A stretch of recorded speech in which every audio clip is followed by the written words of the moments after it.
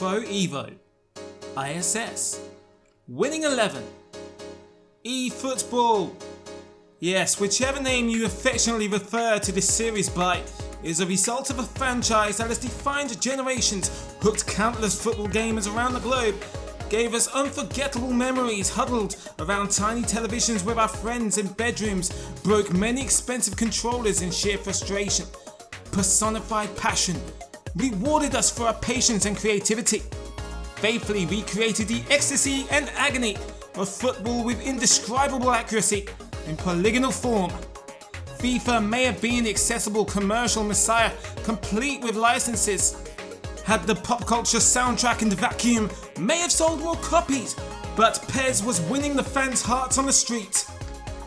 Pro Evolution Soccer was the pinnacle of football recreation. Now the franchise is a polished commercial success which shares just as much bipolar affection with football gamers as FIFA, and as many defections back and forth between both camps from fans as Zlatan Ibrahimovic and Luis Figo.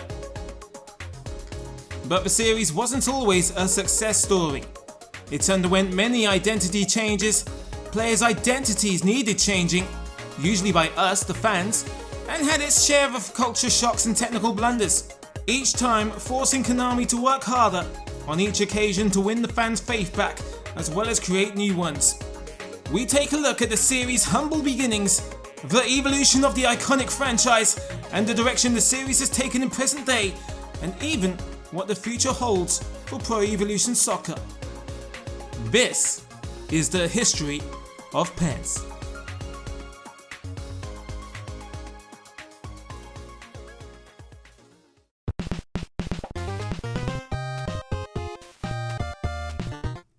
Konami Hyper Soccer, released for the NES in 1992, can be argued laid the foundations for the ISS series, which would soon debut on the SNES.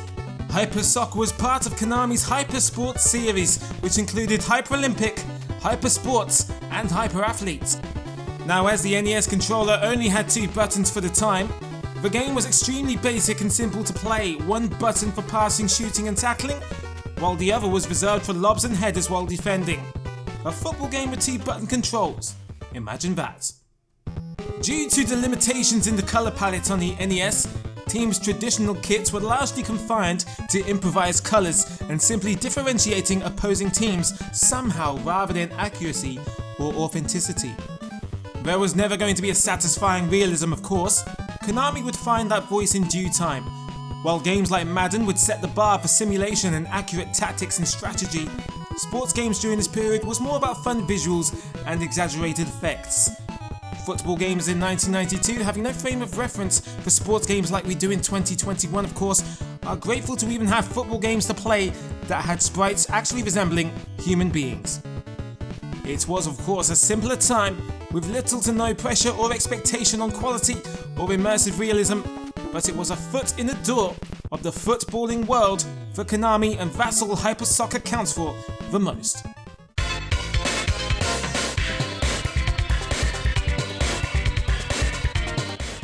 International Superstar Soccer, or ISS, is credited for being one of the most innovative football games on the SNES, and introduced many of the series staples and traditions that even carry over to present day, such as improvised player names, form icons, challenge training, and fictional versions of real tournaments.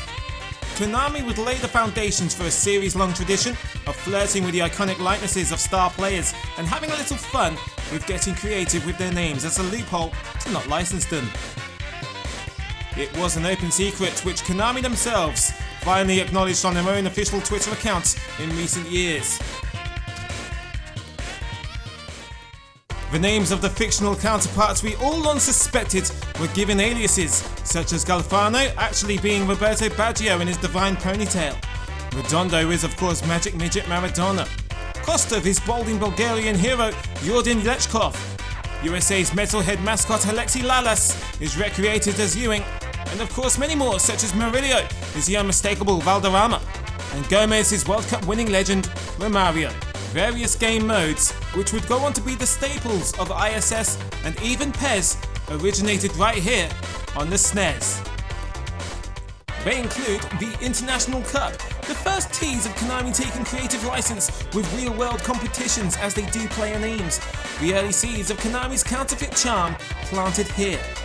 Unfortunately though, only 26 national teams can participate, which even though the game is called International Superstar Soccer in reference to its exclusively international roster, isn't quite international enough for an accurate World Cup. But hey, baby steps. World Series was your version of the league mode to subvert the knockout theme of the International Cup.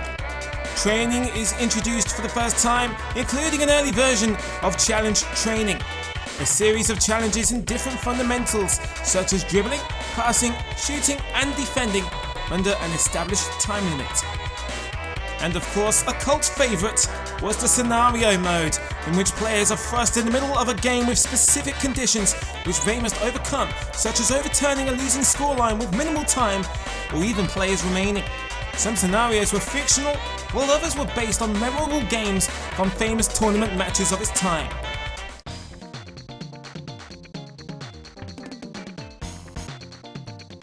Just 1 year later, ISS Deluxe was released on the SNES, as well as the Mega Drive and eventually the Sony PlayStation. The frame rate and animations much improved over its predecessor, and on-field atmospheres such as crowd noise, weather effects and pitch textures created a sense of immersion and diversity throughout games. Player sprites had more character and detail, indicating Konami's early eye for aesthetic over realism. Commentary was added, and while it was brief and the phrases were short, it was again another little detail that gave matches an extra touch of life. This was expanded on in the PlayStation version of Deluxe due to the extra CD-ROM space, which allowed for more cynical lines such as, "It's 0-0, this game is sending the fans to sleep, we need goals." Excuse me. Fire the tin! This action is so intense, the ball seems glued to the goal mouth. Of course, the announcing would become a bit of an ironic recurring joke in later games. Bad commentary, again, an unintentional part of the series' charm.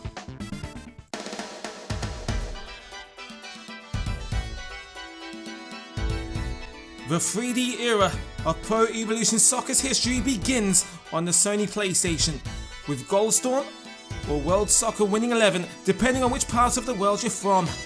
The game modes actually regress from its SNES predecessor, which leaves us with Exhibition and Hypercup mode, a tournament of which its name is an obvious nod to the series' roots on the NES. The game's limitations are understandable though. It's 1996 and 3D gaming was a very new concept. It's fair to say Goalstorm even serves its purposes of a three-dimensional footballing prototype, a proof of concept if you like, for what's to come later on.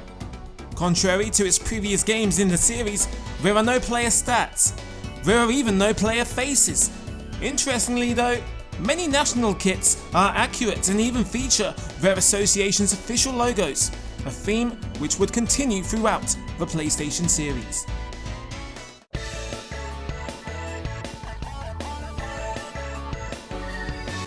International Superstar Soccer Pro is the first of its namesake on the PlayStation platform. Although it retains the Goalstorm name in North America and Winning 11 in Japan, of which the latter's branding would ultimately remain. ISS Pro, or Goalstorm 97, was released in, you guessed it, 1997. Releasing just 1 year after the very humble Goalstorm, 97 is already a very clear evolution over its older brother in terms of gameplay prowess, the animations and visuals clearly receiving the most attention, as well as visually adopting the series' recognisable art direction early on. International Superstar Soccer Pro includes 32 international teams and for the first time, authentic home, away and goalkeeper kits featuring the manufacturer's logos and national emblems. Each lineup consisting of the usual suspects of the 16 fictional players established on the SNES. The on-field gameplay is the genesis of Konami's philosophy of realism and fun. The most fluid animation seen in a 3D football game to date, as well as tight, intuitive, responsive controls. It may seem taken for granted now, but in the early years of 3D gaming, the challenge was in incorporating fundamentals of football in the coding. In ISS Pro, the through pass mechanic is implemented for the first time, which in of itself creates new ways of scoring, other than running and shooting or crossing and hoping.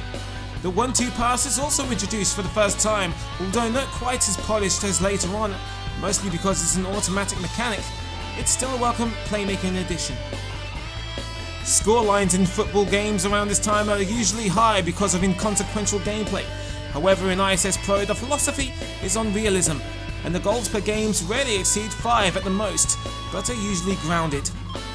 The game introduced the concept of earning your goals, which leads to that urge of punching the air when you do score, the so-called PES magic. However, the sound was one area that didn't advance as much as its gameplay though. The dribbling sounds like someone stamping on grapes at a vineyard. Germany aren't afraid to take on defender. Lovely twist and turn. And the commentary unintentionally comedic. Norway will have their work cut out. Norway have chosen to play downfield. This could be done. Off his head. That wasn't even in the right. Through pass. A blinding save. Although in fairness, still nowhere near as bad or fragmented as WWF SmackDown just bring it. Here's Chris Benoit. Shut up.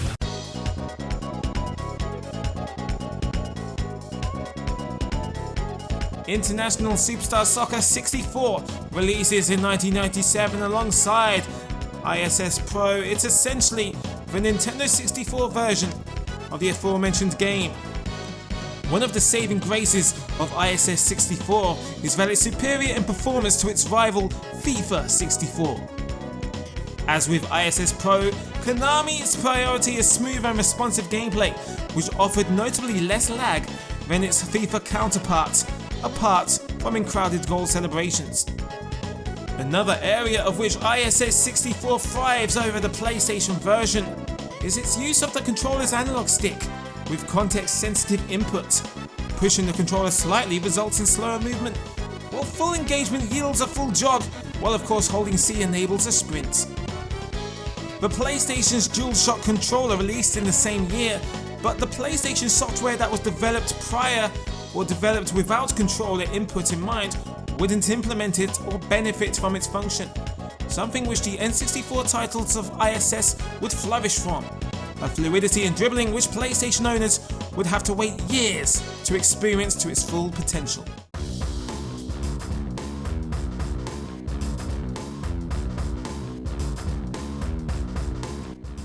The proverbial ball continues to roll in ISS's evolution, as ISS 98 released shortly after the memorable 1998 World Cup. It's no surprise that this game's influence would come from the frenzy of that tournament. The game now features 52 teams, including those which qualified for the World Cup finals. However, despite being licensed, their kits weren't up to date as of the World Cup of 1998. The number of players in each team has been upgraded to 20, and now formations can be changed during a match. In Japan, Winning 11-3, as ISS 98 was known as, is the first instance of Konami releasing various builds of the same game in the same time frame. Beginning with Winning 11-3 in late 1997, followed by their own World Cup cash-in, Winning 11-3, World Cup France 98, and finally, Winning 11-3, final version. Released in late 1998, the major changes and improvements have been focused on graphical and statistical updates rather than the engine itself. Notable changes include those such as a revised art direction, less vivid visuals and more emphasis on realism. Official kits worn at the World Cup of 1998, modernised square goal nets, a wonderfully recreated Stade de France, the venue of the 1998 World Cup final, more replays after significant moments, and finally an improved 1-2 pass method is added, allowing the first player to pass and run without the second player having to return the ball immediately, negating the automotive restrictiveness of the original ISS Pro.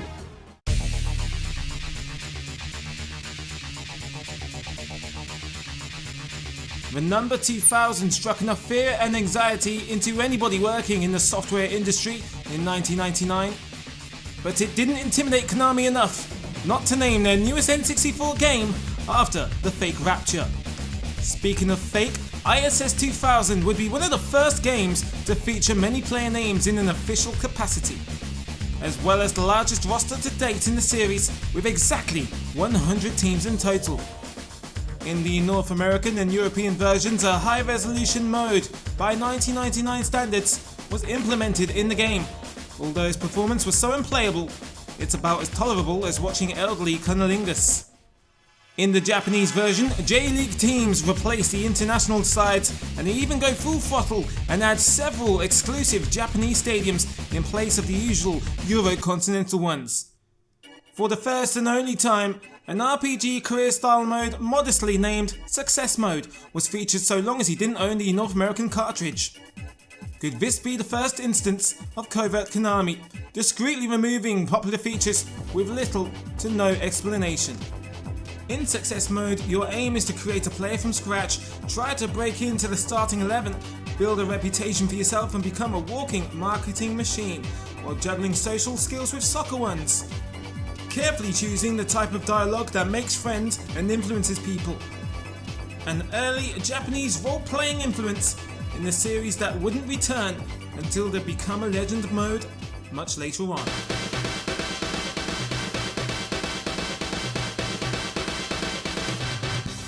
Over the summer of 1999, the greatest football game of the 20th century was released. The pinnacle of PlayStation football, ISS Pro Evolution, the pilot of the series' permanent branding for the next 20 years, would premiere here. ISS Pro Evolution is rightly remembered for being the game that truly defined the essence of footballing simulation and established that realistic football can be done, least of all on what we now know as primitive hardware. The ambition was there with ISS Pro. Its on-pitch structure was strengthened in '98, but Pro Evolution was the truly impactful revision the series was waiting for all along, come the 5th generation of consoles. The contextual fundamentals of football are polished here, such as the improvement of the 1-2 pass from ISS Pro 98.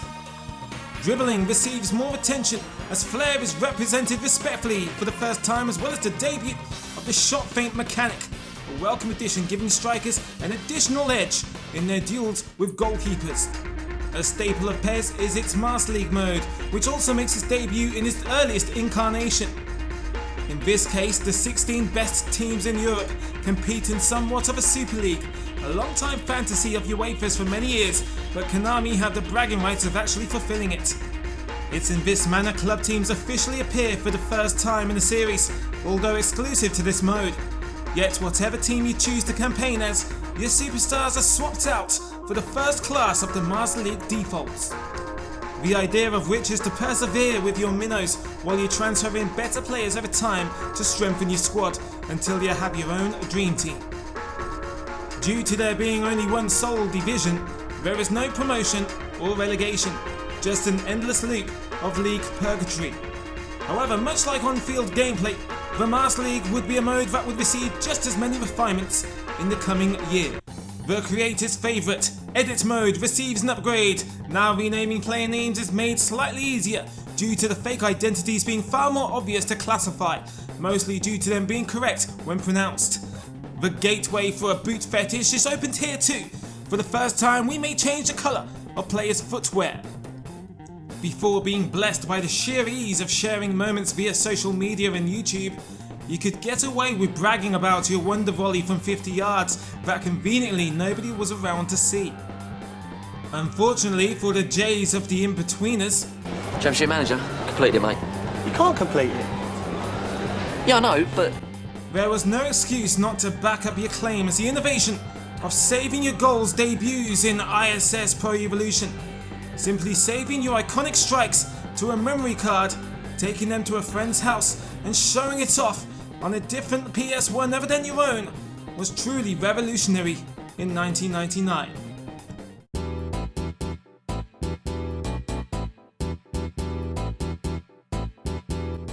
The final mainline ISS game on the PlayStation is released in March 2001. With the foundations laid with its revolutionary predecessor, and with the industry-defining next-generation console on the horizon, ISS Pro Evolution 2 doesn't reinvent the football-shaped wheel drastically, but rather refines it with further quality of life improvements, some of which are even memoed in the game's main menu. Master League 2.0 is extended. Now you begin your journey in the second division, and at least you have a target: promotion to the first. The mode welcomes extra teams such as Leeds, West Ham and River Plate. The now iconic Master League Originals debut. Our lifelong fondness of our underdogs such as Ivanov, Jimenez, Miranda and Costello all began here on its PS1 swan song. The Japanese version actually released 6 months earlier, showcasing the under-23 national teams set against the backdrop of the 2000 Sydney Olympics. The second time Konami would honour a real-life event with their native version since World Cup '98. 1 month later, North America would get their own exclusive authentic edition, showcasing the now 4-year-old MLS. 2001 was the end of an era, but also the beginning of an even bigger one. In one console generation we've gone from this to this. Next time on History of PES, we take a look at how we go from this to this.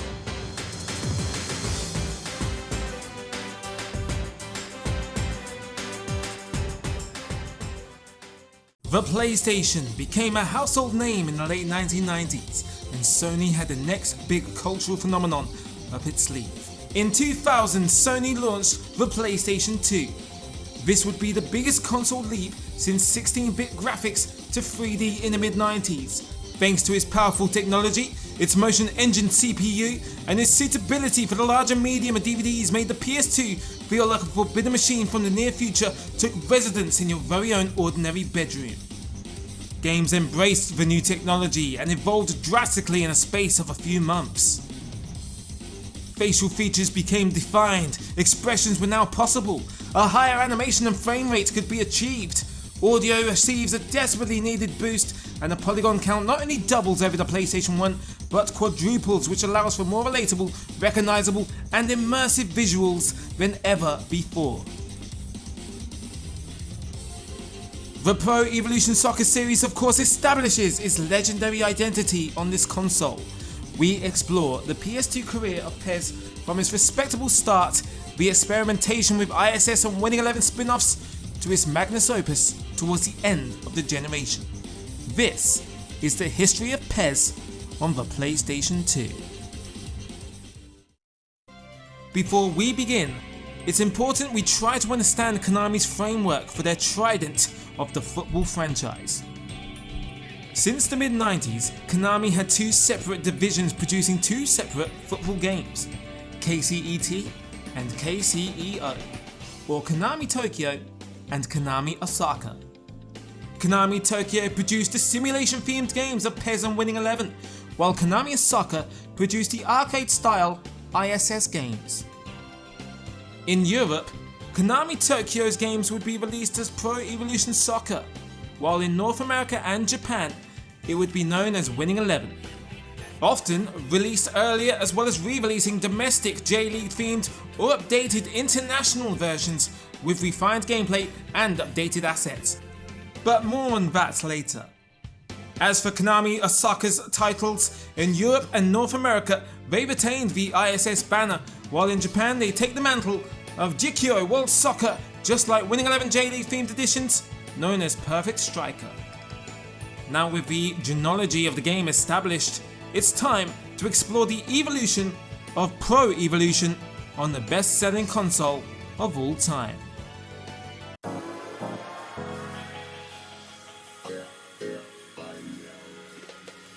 Despite the historic impact of PES on the PS2, it wasn't even the first Konami football game on the iconic console.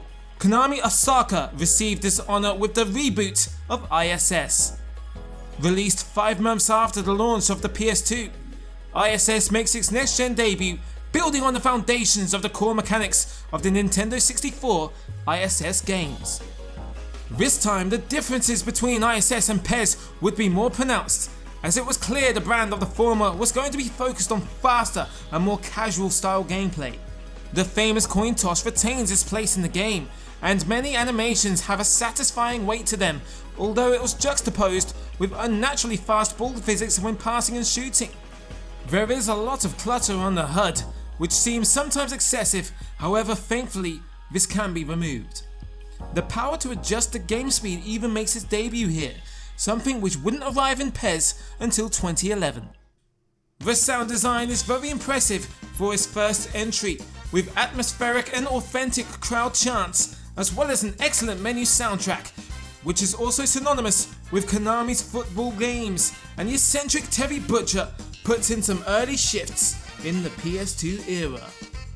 Menus follow the trend of cybernetic black and blue Tron themes seen throughout the early 2000s, and scenario mode returns, this time heavily influenced by that summer's Euro 2000 tournament.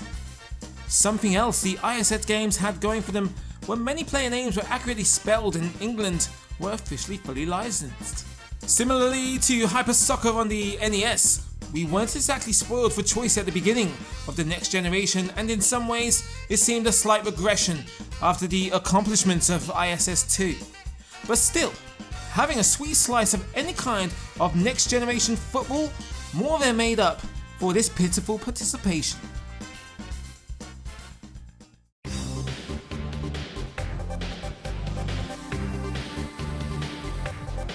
The first official Pro Evolution Soccer is released 1 year later in 2001. The series would experiment with identities throughout the last 10 years, but this one would seem to stick for the next 20. While ISS can make the case for a game that was urgently prioritized for the fresh out of factory PS2, PES was nurtured by Konami Tokyo for 1 year after the launch of the console. They say good things come to those who wait, and longtime fans of the series on the PS1 fantasized about what the series would be capable of on modern tech. A football game in 2001 that mimicked a sense of weight and responsiveness. Players' facial expressions could now be appreciated.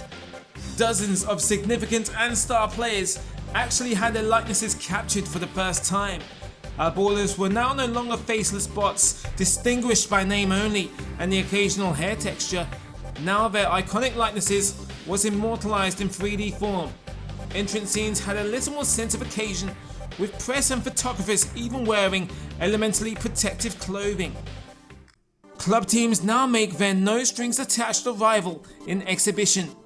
Previously, they were only accessible in Master League mode on PS1. Even then, it was with the infamous Master League defaults. This time, other than a lawsuit leaping names of the clubs, now their rosters are accounted for in all their accurate agony. The majority of player names are accurately correct here, with the exception of Brazilians, Czechs and co. Even German and Dutch players are welcomed here before their respective football associations got touchy with Konami about their representations in the game. Again, more on that later. Master League returns, although the mode is spiritually similar to what it was on ISS Pro Evolution 2.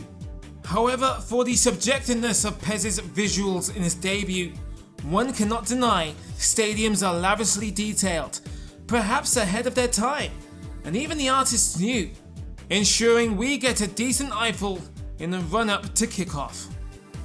In J-League Winning 11-5, they even go one step extra, featuring exclusive Japanese stadia to complement the aforementioned J-League, of which service a trend Konami would continue to commit to throughout the PS2 era.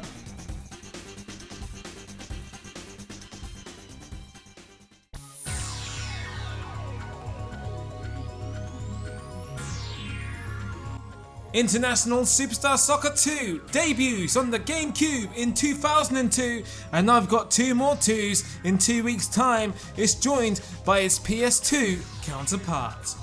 Interestingly, both versions do differ slightly, especially in presentation.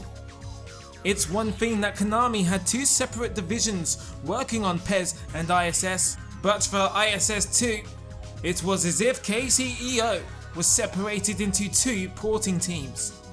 The PS2 seems to have won the proverbial coin toss and won the premium looking menus and HUD. Despite arriving 6 months after PES, it still lives in the shadow of its big brother. Not only are club teams still absent, but rather especially in the gameplay department.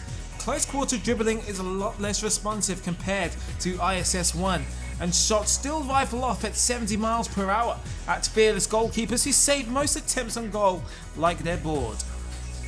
Still, its plus points are that its player and face models are strides ahead of FIFA 2002's. Borrowing the same control scheme as its big brother Pro Evo provides consideration into Konami's connoisseurs, and with a few weeks until the upcoming World Cup, it serves as a nice little novelty until the true sequel to PES is unleashed on the world.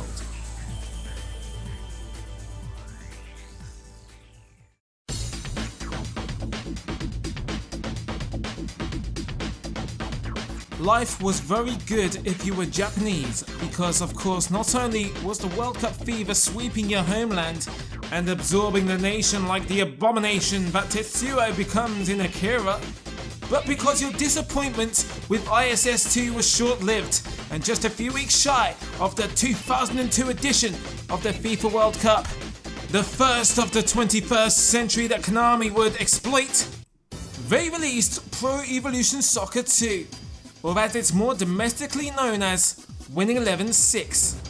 Just as with Winning Eleven 3 on the PS1, there was of course no DLC to update the game's assets and lineups just before the tournament, so we would have to wait until the fall of that year for the World Cup changes to be reflected in PES's first PS2 sequel. From the blockbuster intro with one of rock music's most iconic anthems, more player likenesses and improved branding to the improved on-field play, PES 2 wants you to feel like this is the mammoth sequel you've all been waiting for.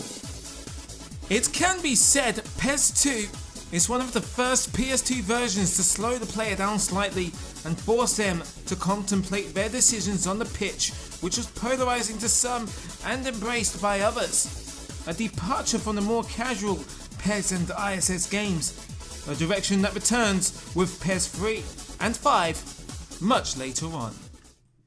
Pro Evolution Soccer 2 offers another episode of Konami's cantankerousness with its naming conventions.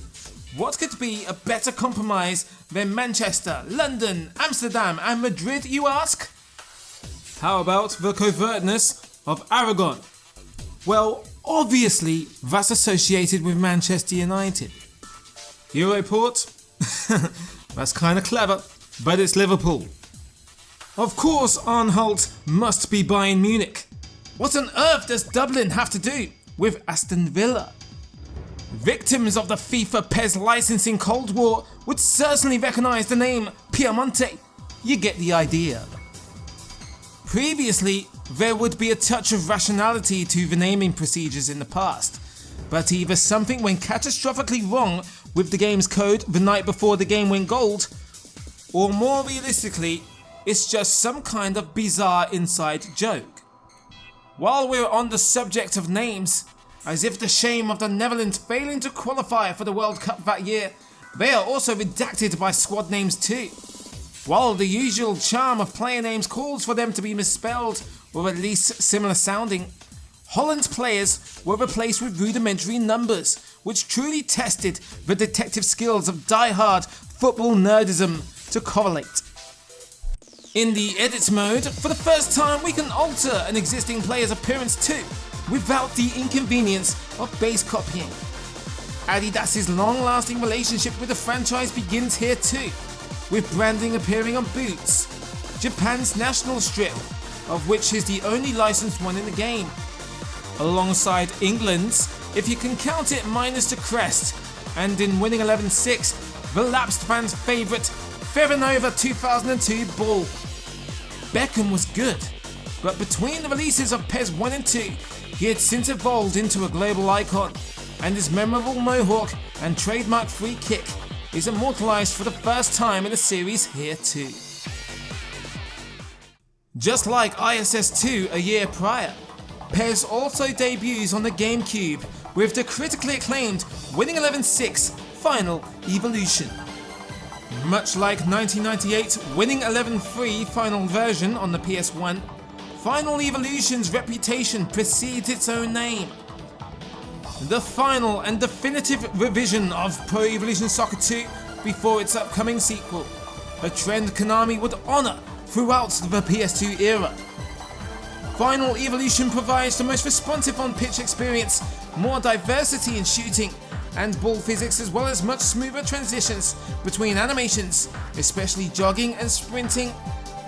Not to mention Nintendo's little blue box complemented the game with the most crisp of visuals that really highlights the series' early aesthetic of stylized but consistent art direction over the less cohesive, hyper-realistic looks of later games.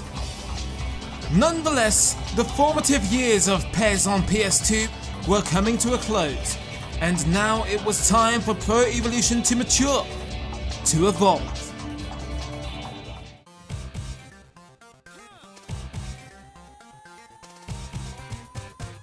Just when you're getting accustomed to the summertime ISS release schedule, it becomes discontinued. ISS WE marks the third and final installment of Konami's less than lauded side project. Despite the extra year of development since ISS 2 and the growth of PES 2 over its predecessor, ISS WE doesn't have much to show for that in the space of a year. The game is largely the same, with a few minor tweaks here and there, and in case that wasn't already obvious, this was the arcade tribute to Virtua Striker. Sideline minigames are introduced to create a sense of duel between flare wingers and jumpy fullbacks. Certainly a novelty if you were to insist such a feature exists in any football game, well, why not use it in ISS WE as a host? Disappointingly, club teams still don't feature, although unlike ISS Pro Evolution on PS1, they appear in the game's mission mode, only this time they're comprised of completely fictional players, which really feels like a budget football experience, considering how much PES thrives without the barest of licensing. It's not all bad though. There are elements where player animations are really impressive and have character for a PS2 game from 2003. The ball physics improve over ISS 2 and have a touch more weight to them this time around, and even some of those elements of excellent looking plays and hand-over-mouth drama obviously influenced by its big brother. Oh, and which was the first Konami game to introduce a stadium creator? Well, if you answered PES 2011, you're forgiven, but no. A very primitive version of it debuts here in ISS WE. Although the cop-out is that you have to earn points to spend on stadium parts in the shop, also introduced for the first time here, rather than the upcoming PES 3. Which means unless ISS WE is your favourite football game of all time, you're probably going to lack the willpower to play through enough games to unlock the points needed for even one new pack of stadium parts, and for that you cannot be blamed. After all, you are a human with emotion and a limit, damn it. ISS WE marks KCEO's swan song with the series. While it's never left the legacy and impact that PES did, it's never a bad thing to have more than two choices for football games, and it's another element of equity in the PS2's great library, but also it's active football in one too. Sometimes it's fun to wonder what KCEO could have been capable of had this series continued up until the peak of the PS2's popularity, and what kind of game we could have gotten in, say, ISS 6 alongside the cult favourite PES 6. We may never know.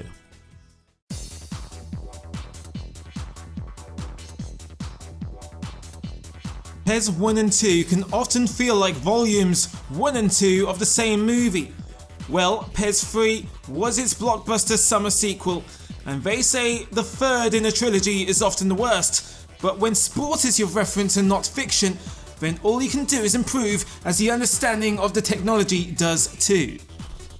Pro Evolution Soccer 3 is the first time the series is truly revamped in various areas and sees the franchise truly begin to mature. Speaking of mature, senior and somewhat celebrity match official Pierluigi Collina graces the cover art not only at the expense of any footballer available that wasn't Henry, Davids or Del Piero at the time, but also at the expense of logic. You see, not only were we still 1 year away from referees having a real-time presence on the pitch, but also because Kalina himself wasn't even an official referee in the game. For the first time, we could select match officials pre-match, but just not the cover star.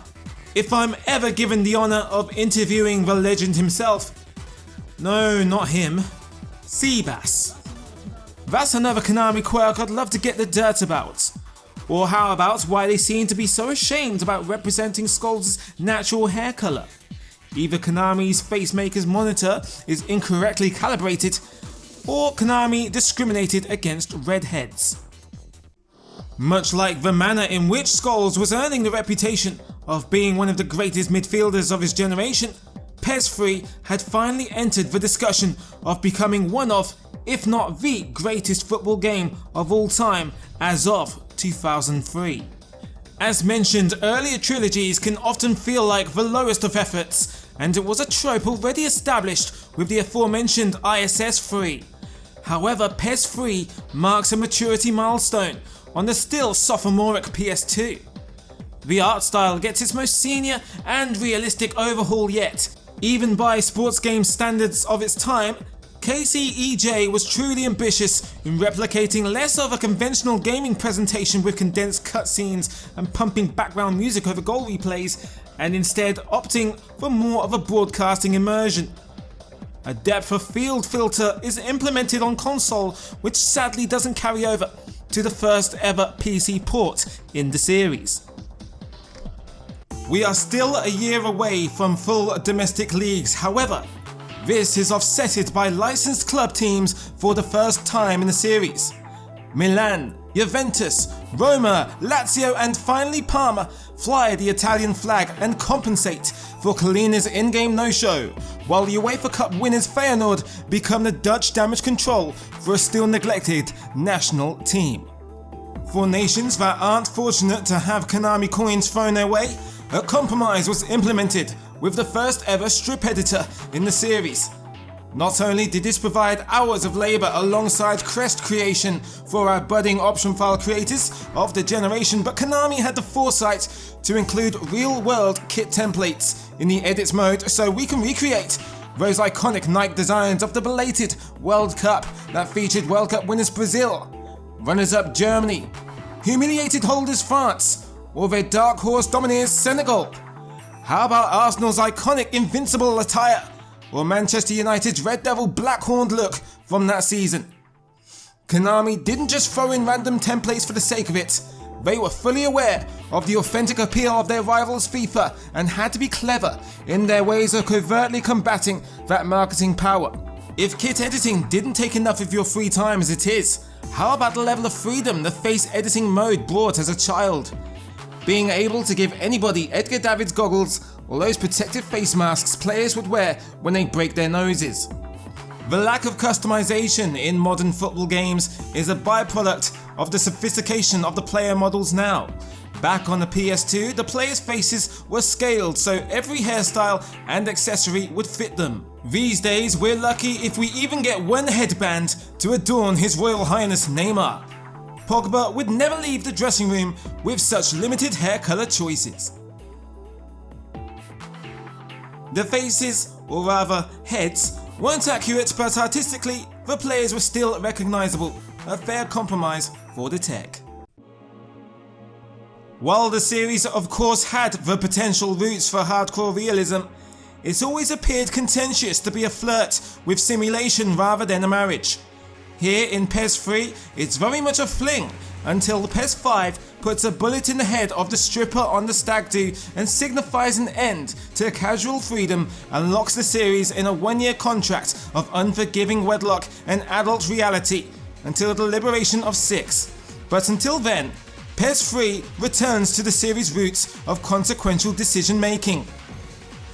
We're back to weighing up the judgment of throwing our heavier defenders into challenges, considering the context of our playmaker's body positioning to ping off that perfect pass, and of course attacking football is a responsive thrill like no other.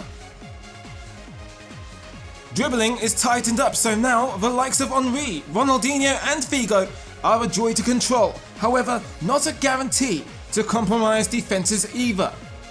Shooting packs a thunderous punch, sets your striker or even your midfielder up just right, and you can pose a real threat to any contempt keeper from anywhere on the pitch. Stringing passes together or holding up play is rewarded here with excellent teammate AI, where the burden of taking your attacks into the player's hands are lifted as teammate intelligence is more reliable than ever. Speaking of the AI, the opposition can truly surprise you. No longer are they 11 vapid opposing participants in some kind of ego trip for the human player. Attacking exploits or passive defending for the player no longer fair here. No longer is the AI about taking part in your virtual footballing fantasies. It's here to take over, or at least make it very difficult for you to the point you never take your digital career for granted. In PES 3, we have the privilege of entering replay mode during the game at any time.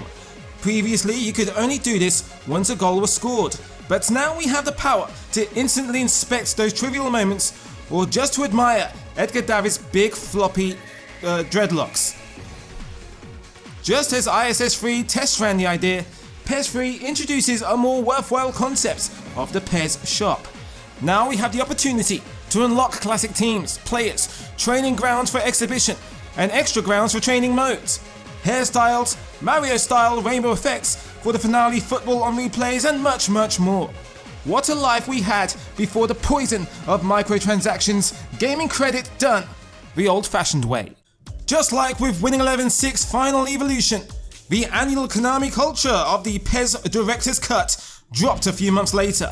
It's amazing how well 2 years before the critically acclaimed and popular PES 5 and 6, the third installment of PES encapsulated the realism and drama of football in 2003 and 2004. There's the usual on-field refinements that give us a glimpse of what to expect with the upcoming 4th edition, such as zippier passing to perk up the pace and excitement of PES 3, more responsive dribbling, which begins to come somewhat as a standard as we move through the era, and most interestingly, Konami actually added faces for some of football's young notable starlets, such as PES 5 coverboy Terry, and his Chelsea co-legend in the making Frank Lampard, and some boy Manchester United panic bought from Lisbon for the sake of it.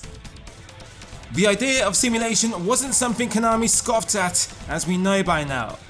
The interpretation of inertia is an incredible accomplishment on these games, and there's a huge emphasis on passing and patience.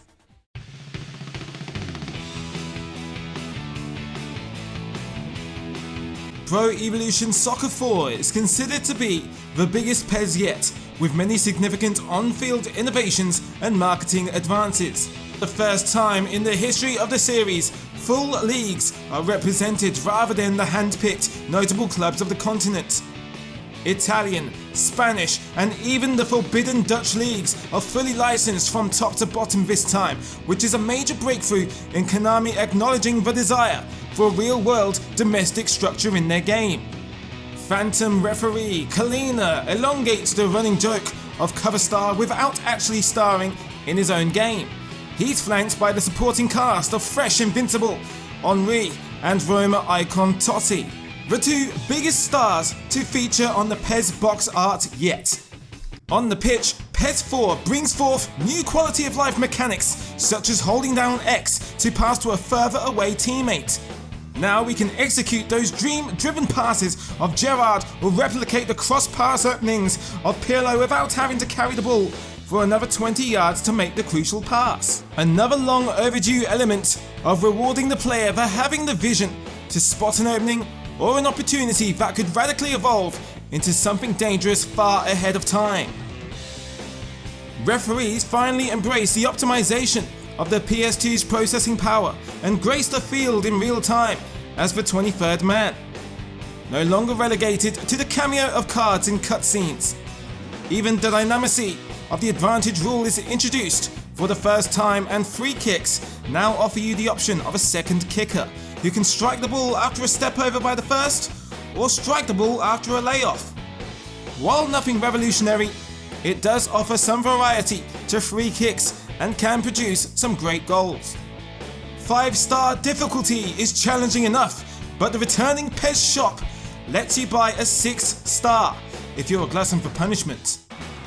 the presentation of the game receives a boost with smartened up shaders and a sweetened contrast, and night games truly have that premiere feel with the way the light bounces off a player's face and body models. Many player faces get a major rendering overhaul this time. Previously, every head had a face texture that was compatible for every head model, which sure, it was suitable and made players recognizable, but nobody felt truly unique. For the first time in PES 4, players have their own authentic heads hand-modelled from the ground up, although it comes at the sacrifice of the longer hair physics introduced in the previous game. The option to customize players' goal celebrations is introduced, and many more can be purchased from the PES shop. Did you know? Michael Owen's face drastically changes from the demo version to the full game. It's the only notable face change I could find on PES 4, and the only major one I can think of from demo to final version, unless I'm mistaken and you know of any others.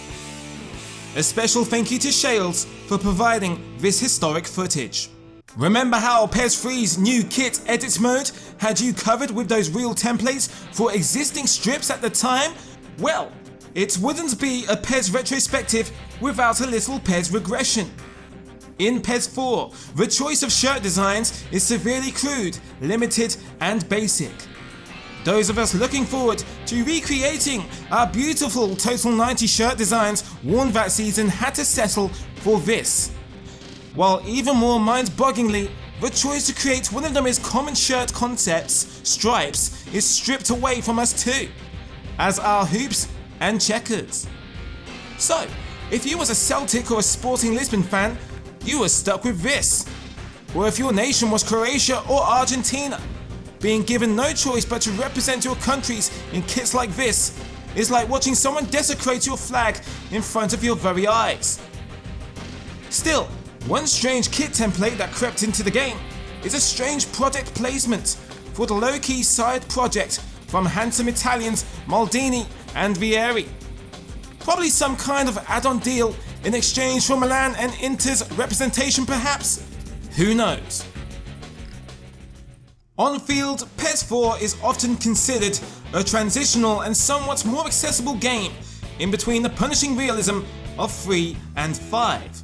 While dribbling is the most responsive it's been in the series to this point, there's still a marked difference between less skilled dribblers such as centre halves and wingers, which means flying down the flanks with the likes of Ronaldo and Henry to taking on defences with Saviola and Martins feels like a dream, while trying to walk your way out the back with Hoopier and Storm is like football's version of an egg and spoon race.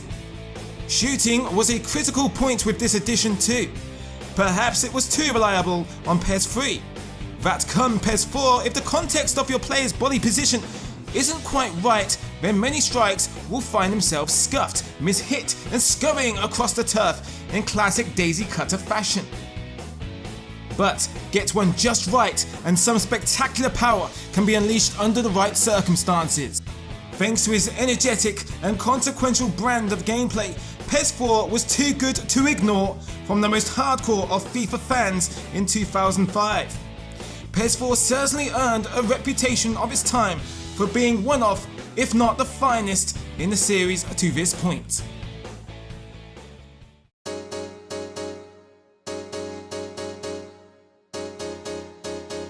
It's impossible to look back on the PS2's illustrious legacy without acknowledging that several of gaming's pinnacles were released during this iconic generation. Legendary franchises endure their finest hour at some point. Every series has its own plaque at this Hall of Fame. Metal Gear Solid 3, Resident Evil 4, Gran Turismo 4, Grand Theft Auto San Andreas, WWE SmackDown Here Comes the Pain, FIFA, the list goes on, and at some point Pro Evolution Soccer was due its inevitable magnus opus. In late 2005, it was only fitting in what was officially an upcoming World Cup year, of which was a showcase of the Immortals, Pro Evolution Soccer 5 would release as the perfect accompaniment to one of football's most enjoyable time periods, glittered with unforgettable and diverse talent of old and new. Konami's desire to replicate realistic immersive football had to start somewhere, and that was by its humble beginnings. Experimental interpretation of the sport 10 years earlier, now a decade later, they had come full circle and fulfilled that ambition. The policy of fast and fun football was off the agenda, and the focus would shift onto unforgiving simulation. Every on-field decision on and off the ball had to be accounted for.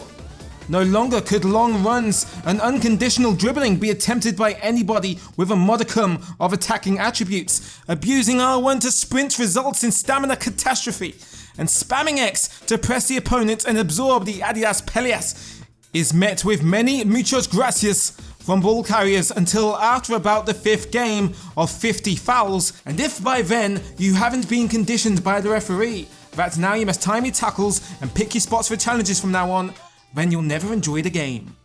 Visually, this may be the first occasion in the PS2 series where it may not strike you initially as looking terribly different, and even at first glance in motion, it looks awfully similar to the previous iteration, PES 4. But the beauty of 5 is the more time you spend with it, the more apparent just how truly different it is. On field, the game becomes slower.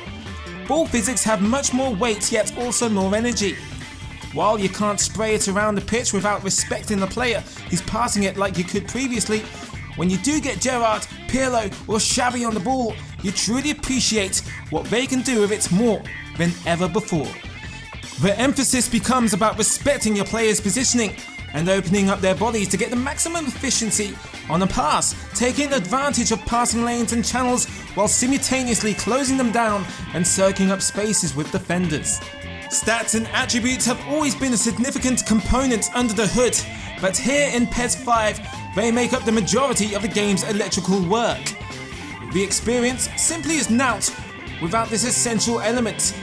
Konami, forever looking to improve the algorithm of which its framework is based, added new attributes to the table, such as middle shooting, otherwise known as long-range shooting from distance. To reflect the ever-evolving nuances of footballing tactics and player style, 2 new positions are added. Wing-back, the fusion between fullback and attacking winger, while the second striker was introduced to better reflect the deep-lying support of forwards. World Player of the Year Ronaldinho's trademark flair was homaged with the inclusion of his very own flip-flap animation by triple tapping R2, a nice accompaniment to Zidane's classic roulette. Aesthetically, the game introduced the very cozy snow weather setting, complete with orange ball to aid with sight in the white, and even players' breath was now visible in those frozen conditions. Once again improving on its predecessor, Konami invested even more on the licensing front. From the intro movie that echoes the anthemic sentiment of PES 2's Queen collaboration, the instantly recognizable clubfoot by Kasabian plays over the game's ritualistic CG openings. Dual cover stars Thierry Henry and John Terry adorn the main menu, giving the game a premium feel, and of course for the first time in the history of PES, Premier League teams make their appearance in fully licensed capacity. Now, let's not get carried away. While it was only 2, it was still an enormous breakthrough for the British to have our league, usually bound by EA's blood, represented in the finest football series of the generation. But that's not all. I said a breakthrough for the British. It was not just representation for 2 of London's biggest clubs, but also Glasgow's. Rangers and Celtic also joined the VIP club of authenticity, and they even brought a groupie: Galatasaray, Porto, Dynamo Kiev, Copenhagen, Rosenborg and Jurgen.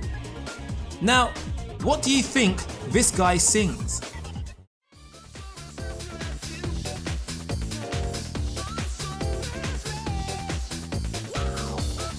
Here, file that one in Pandora's box of stuff to ask Seabass over a drink. Before we take a look at what the funk they've done to the edit mode, we need to set the mood. In PES 5's edits mode, we're greeted by very random and often unremarkable players playing the floor is lava with the ball. After the shambolic regression of kit editing in PES 4, we are redeemed in PES 5. Konami had a lot of making up to do, and they went above and beyond. For starters, the ability to layer kit designs returns from PES 3, which allows us to cleverly, not that cleverly, unearth the authentic strip designs from that season. Finally, our beloved Total 90 shirts arrive. Screw that! Can you believe we have to say this out loud? We can finally make striped shirts again.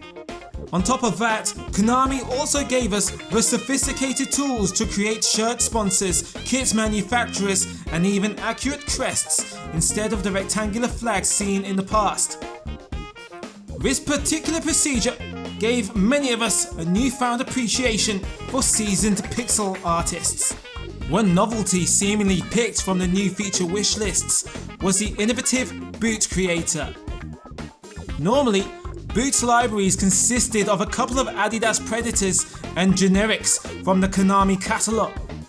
As we know, before today's brightly coloured hairstyles became the trend, it was a footballer's choice of footwear that served as a form of self-expression and set star players apart with their brand association.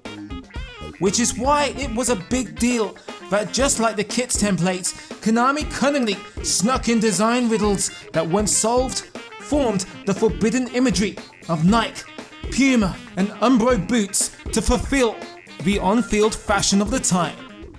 Talking of fashion, PES 5 was the first and only game to give us the freedom to mix kit combinations up for the pedantic and necessary reasons to avoid kit clashing.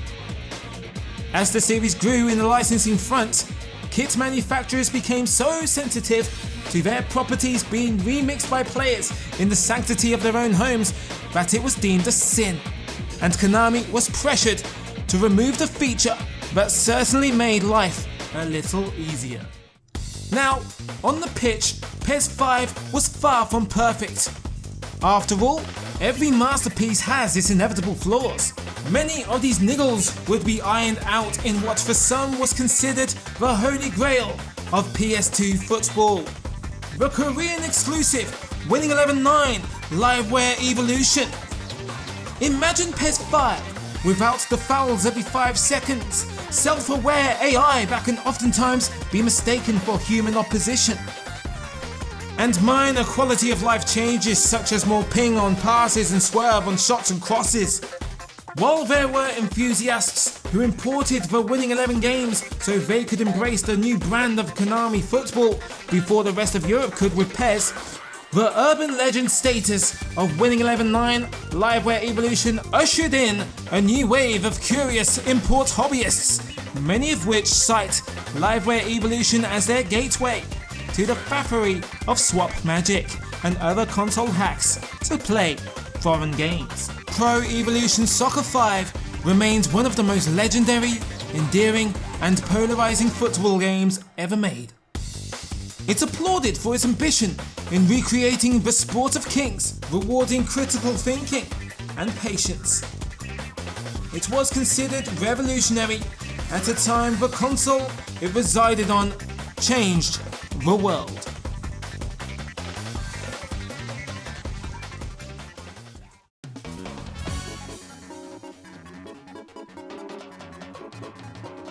Pro Evolution 6 is a bittersweet swan song for the series' mainline releases on the PlayStation 2. On one hand, it's often considered the greatest of its time, and is even the longest supported game in the series thanks to its enthusiastic modding community. But on the other, the game suffered some setbacks, such as the removal of the Bundesliga. Even in Konami charm form, which means with the exception of Bayern Munich, minus their shirt sponsors, Germany are not represented domestically, officially, for the rest of the series' history. The well-received kit mixing from PES 5 is removed due to pressure from kit manufacturers, and strangely, while snow remains, the necessity for an appropriately coloured ball seems to lack consideration forcing you to play in the white snow with a red and white ball. Not the worst, but not the point either. The game was decisive in its early life.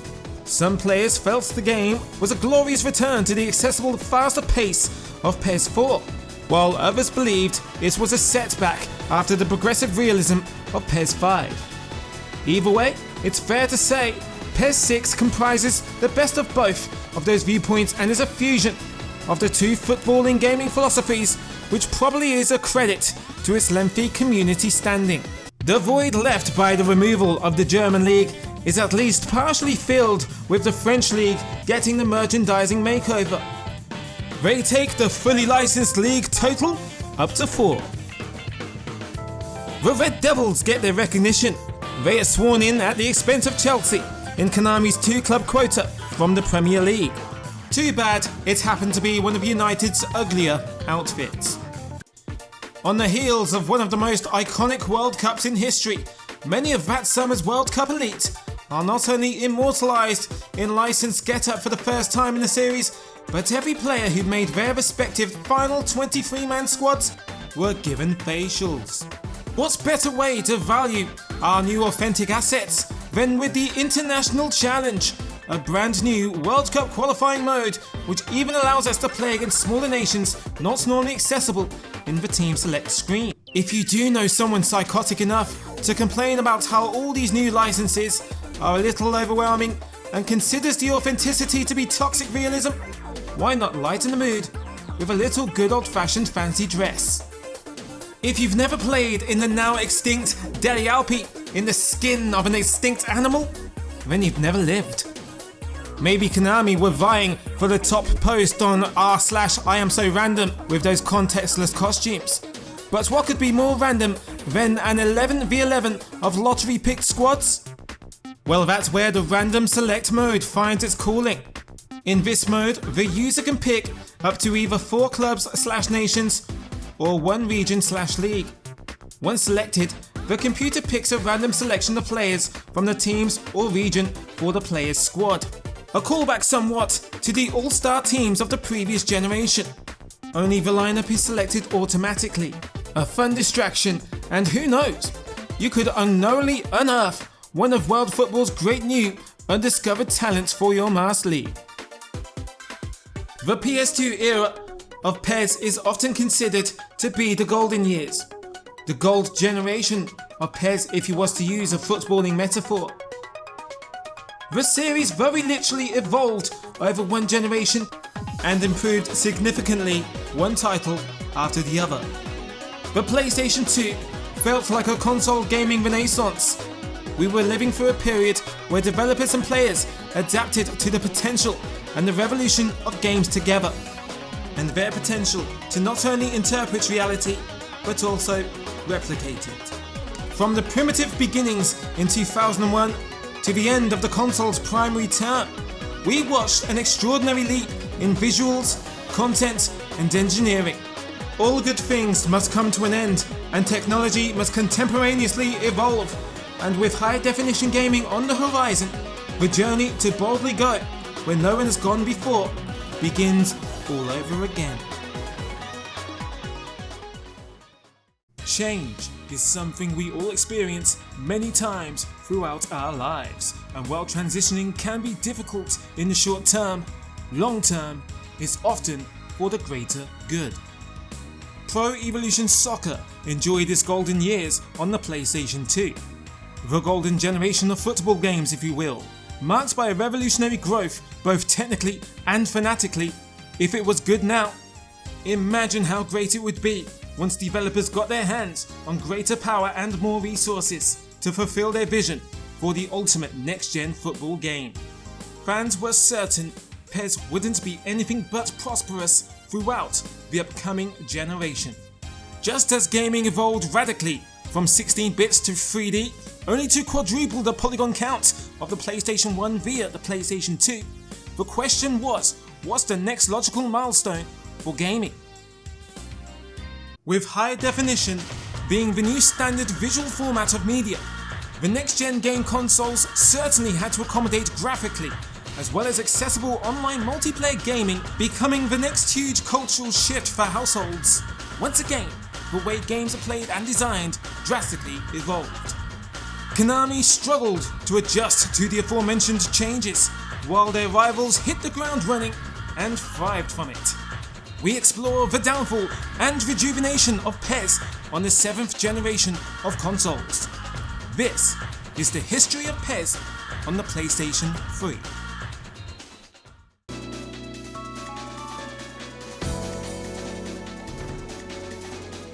The first slice of next generation PES didn't even debut on the next generation PlayStation. In 2005, the Xbox 360 beat Sony's later pricey black box to the market. While PES 5 was reveling in universal adoration for being the most realistic football game ever created, the focus was shifting to the upcoming plaything from Microsoft's Red Ring Ding-a-Ling. Pro Evolution Soccer 6 made its next-gen debut on the same day as its contemporary rival FIFA 07. If we've learned anything from sophomoric ports on new console generations, it's to keep expectations regarding content low, while developers adjust and lay their foundations accordingly. However, considering the exceptional journey of the series regarding features on the PS2, PES 6 on the Xbox 360 was a very shocking regression. First of all, the plethora of real-world stadiums we had before is gone.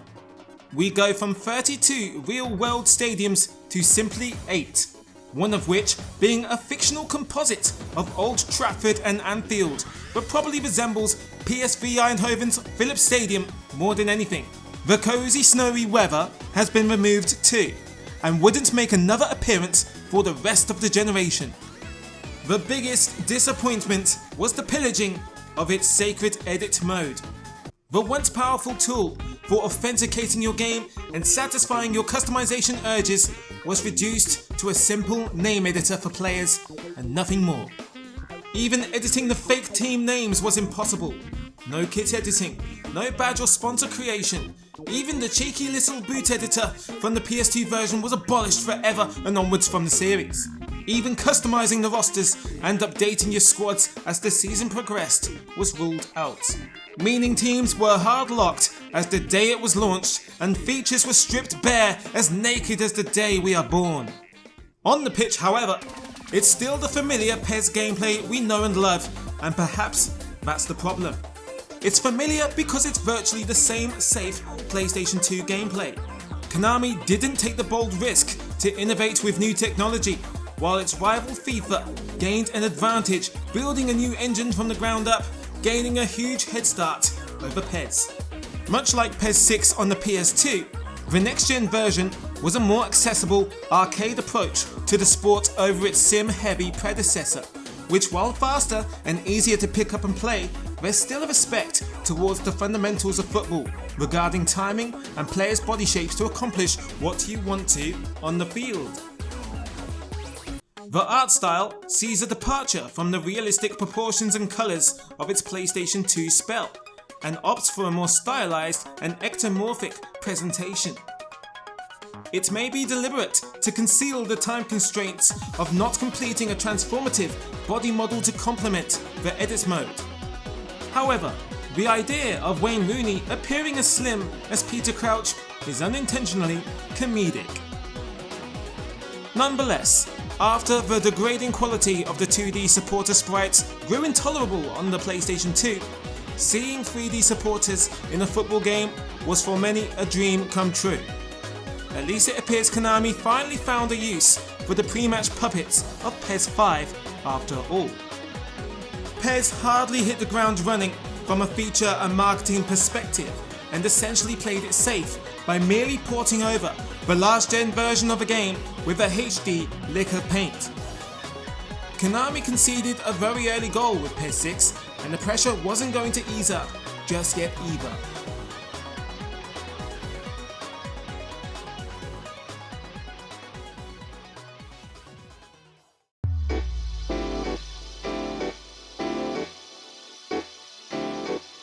Konami recognised they didn't have the most flattering first impression they could on the Xbox 360. But they had a second chance to make a first impression on the patiently waiting Sony fanboys. If you weren't too depressed to enjoy your new adult toy after having to work 2 jobs to actually afford your console, then you'd have the privilege of enjoying the first PES on the new PlayStation 3. Konami recognised the importance of semantics too, and for the first time they named their game in accordance with its reigning year and not its numeral of release. At least this way, it doesn't give the impression of appearing chronologically older than FIFA 08 had it retained the name PES 7. Pro Evolution Soccer 2008 enjoyed the endorsement of the 2008 World Player of the Year Cristiano Ronaldo, and of all the irrelevant players they could have chosen alongside him, Michael Owen. Even his club, Newcastle United, alongside Tottenham Hotspur, make up the Premier League representatives. Quite the demotion from Arsenal, Chelsea and Manchester United. However, it's offset by the tremendous coup of acquiring Brazil's national team license for the first time. The 5-time world champions are joined by Konami's first African licensees, Ivory Coast and Ghana, who would enjoy a multi-year relationship with the franchise, while Ireland, Greece, Turkey and Croatia join the European roster of authentic kits and faces. The game visually is Konami's first true next-gen worthy title. The player's physical diversity returns after their skeletal portrayal in PES 6. Many face models are redone and they are complemented by some eye-catching facial animations. Some cosmetic gimmicks are applied via picture-in-picture window both in the pause menu and on field when an injured player returns to the field of play. We are given some eye-pleasing, fully rendered 3D fans in the pre-match preamble. A new sagging net style billows and ripples to create a sense of satisfaction when you assault it, and a lush 3D turf to cushion your bosom when you inevitably botch every one of your diving attempts because you get carried away with Konami's new secret mechanic, simulation. To trigger it, you had to press 3 of the 4 shoulder buttons all at once while having the wherewithal to nail the input while timing your theatrics. It's an intense feeling, but hardly worth it, as almost every time the referee remains unconvinced and fires off yellow cards left and right like he's Kazuki Ito's son. Only this time, he has justification. If you were one of the lucky lottery winners who duped the referee into a penalty, you weren't exactly in line for a privileged attempt at goal. You had to orient yourself to the Inception-inspired, disorientating penalty camera. Unsurprisingly, introduced for the first and only time in the series. Oh, go on then, put that on a list of what the things to ask Seabass. While we're on the subject of dirty tactics, shirt pulling is also implemented for the first time. Like diving, it's something that isn't a part of the sport, yet it also is at the same time. And it's an ethical balance when developers debate acknowledging it in their games. But the compromise is that shirt pulling is a visual effect and doesn't seem to hinder the attacker, and diving is intentionally convoluted in order to avoid unbalancing the game too much and to impart some shame on the player for trying. Team Vision AI was a concept derived to give you the impression the CPU was adapting to your tactics and playstyle on the fly, which, while ambitious, didn't quite do much different to what was accomplished on the PS2 versions regarding the AI changing its own tactics in reaction to the way the match was unfolding. Not to say PES 2008's AI wasn't good either. It's pretty brilliant and intelligent and quite often surprises you with its own creativity. Regarding the game's sound, a new direction for the new generation is undertaken, as we have John Champion and Mark Lawrenson providing the English commentary for the first time, replacing long-time commentary team Peter Brackley and Trevor Brooking.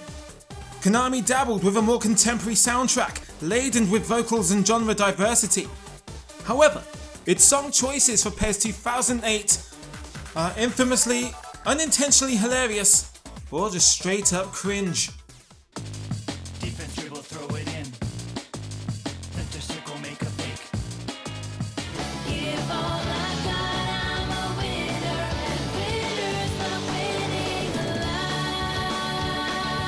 gonna play football, soccer, football, soccer, football, soccer, all around the world. Probably written by the same man who threatens to throw his sister at you. Edit mode's functionality is also restored with a feature that made an attempt at innovating, but its limitation made it largely useless over a large scale. For the first time, players could take a picture with their camera and import it over a player's face, but the results were rough.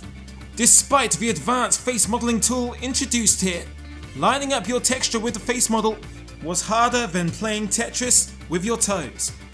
The same feature can be used to import the wonky front of a shirt texture from your live camera onto your team's strip. However, you were crippled by the limitation of 8 pitiful slots for images, which means either only 4 teams can have home and away shirts, or 8 teams can only have home shirts. Fucking embarrassing. Waste of our time. Fucking waste of our time. For the rest of them, you were back to the PES 3 days of simply customizing your kit's templates and colours.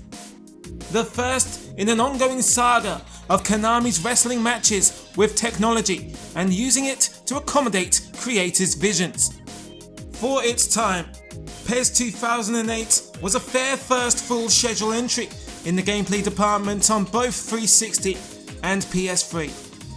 Although its performance was famously poor on the latter due to frame rate and resolution issues, as was its online component due to lag and input delay, which didn't help in endearing itself to the majority of defected players who got their first taste of the critically acclaimed FIFA 08 and its adaptation to the rapidly evolving online gaming culture of the late 2000s.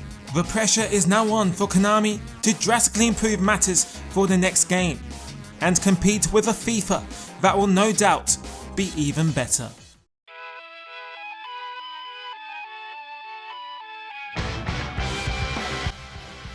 While PES 2009 still hadn't redeemed itself for the predecessor's shortcomings, it was a step in the right direction in regards to its responsiveness, improved edit tools, and a new game mode, one of which is European football's prestigious flagship competition, the Champions League. For the first time in the series, Konami acquired the license to a major competition, complete with official branding and iconic theme music, although only 13 teams from that season's competition were present in licensed form in this edition. Still, for a football series that was always accepted by fans and onlookers alike as being the least authentic game of the genre, this was certainly a huge coup in gaining newfound brand acceptance from curious casuals. Manchester United returned to the Premier League in licensed form, and for the first time, they are joined by Champions League darlings Liverpool. Both clubs holding prestigious accolades and are fitting additions to a game which debuts the flagship competition. Also for the first time, the new incarnation of Wembley Stadium arrives in PES, while the Stade de France returns for the first time since winning 11-3, while interestingly, recently repented club Juventus's temporary new home, the Stadio Olimpico di Torino, appears for the first and only time in the series. Strangely, the Champions League mode doesn't appear to be cross-referenced in the Master League mode, which also remains unchanged and unrevolutionized from previous versions.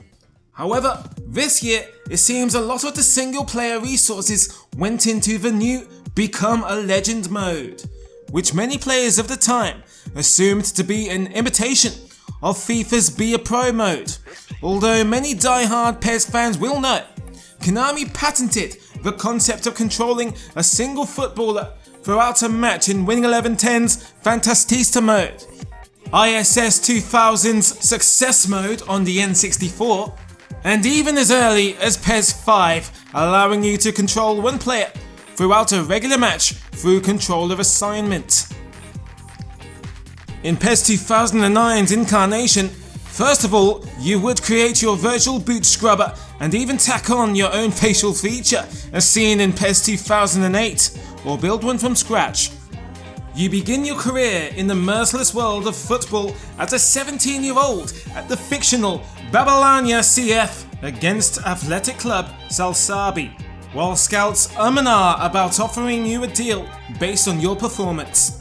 From there, it's the usual hustle of hard work and training, coming off the bench late in less significant matches, and eventually transferring to bigger clubs or even representing the national side.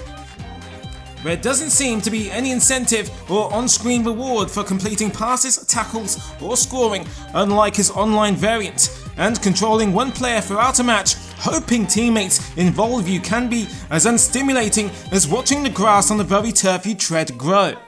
Still, an innovative concept, even if its execution wasn't as involving or as appealing as FIFA's. Playing as one player was a novelty, introduced early in the next-gen versions of football games, and wouldn't be heavily promoted again until the journey of Alex Hunter in EA's later milk machines. PES 2009 remained a fine enough title for football fans who opted for a simpler game. However, it was clear it was losing its grip on being the connoisseur's choice, and with the Champions League license being an attraction for some, to others it was merely a skin on top of the existing cup mode. The series was both at risk of becoming stale, yet still somehow departing from its simulation roots in favour of a more eccentric presentation and arcade direction regarding gameplay. The pressure was beginning to apply to Konami more than ever before.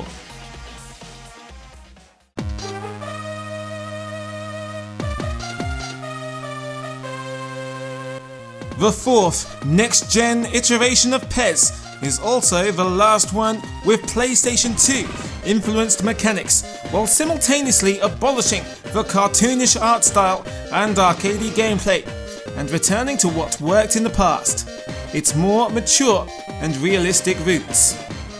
The first thing you would appreciate is the new naturalistic art direction and incredible lighting. Konami remade dozens of key players' faces, both from scratch and from hand. These were ahead of the era of scanning players' heads into a computer and calling it a day. These were modelled by Konami's talented artists who rediscovered the form of the previous generation's aesthetics.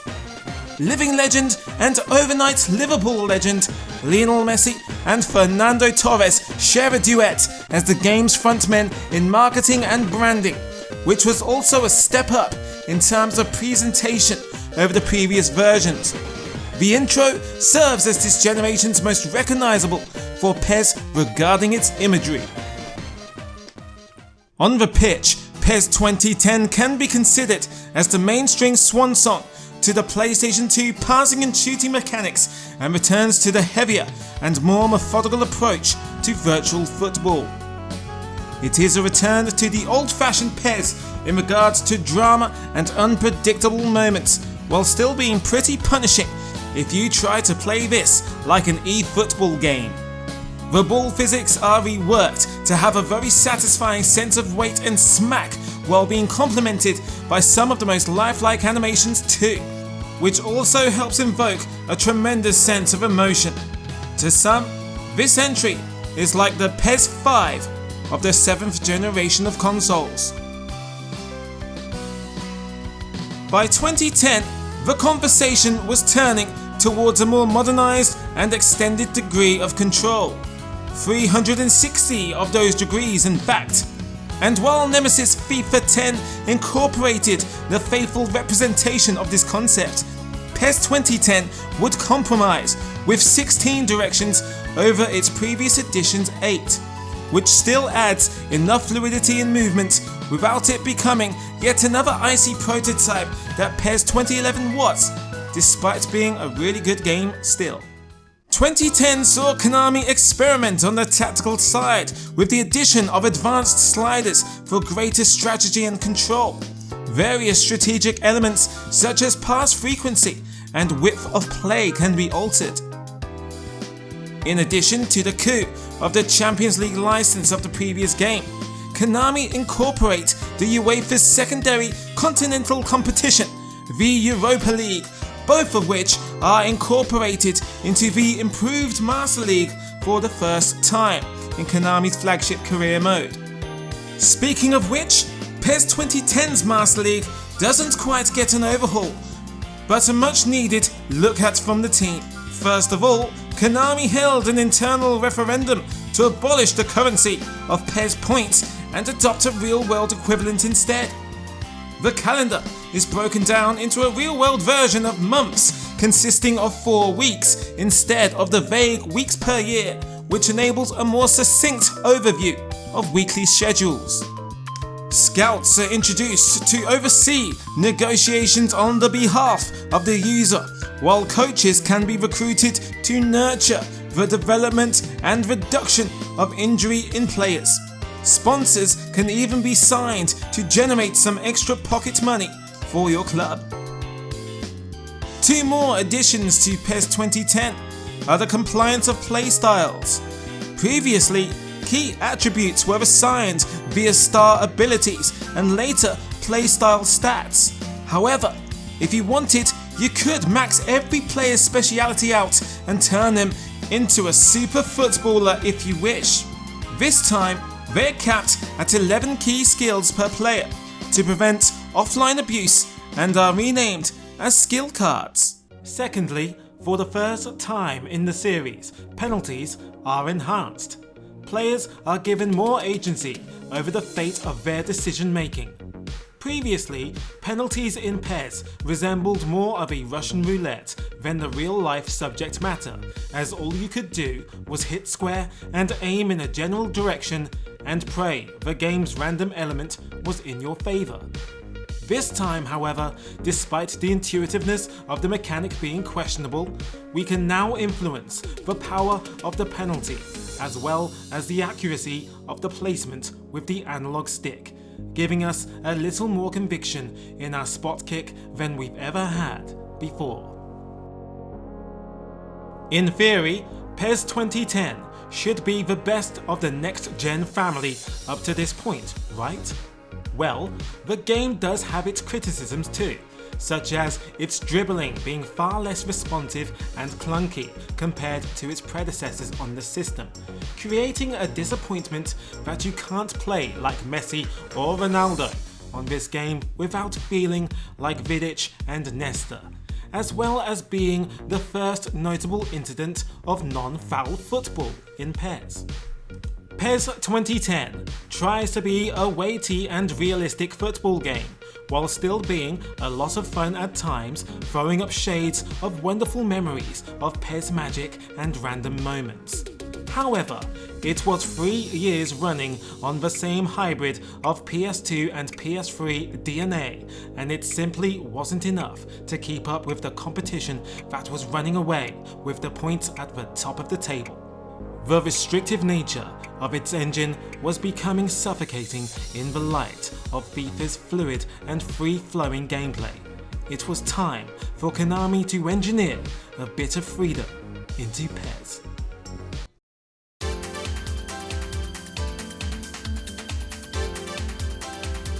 The aforementioned concept of change from the beginning of this episode can now be appreciated. Konami were unfashionably late to the party of contemporary gaming, but more than made up for it with a fashion makeover of their own for PES. The philosophy of PES 2011 was ergonomics.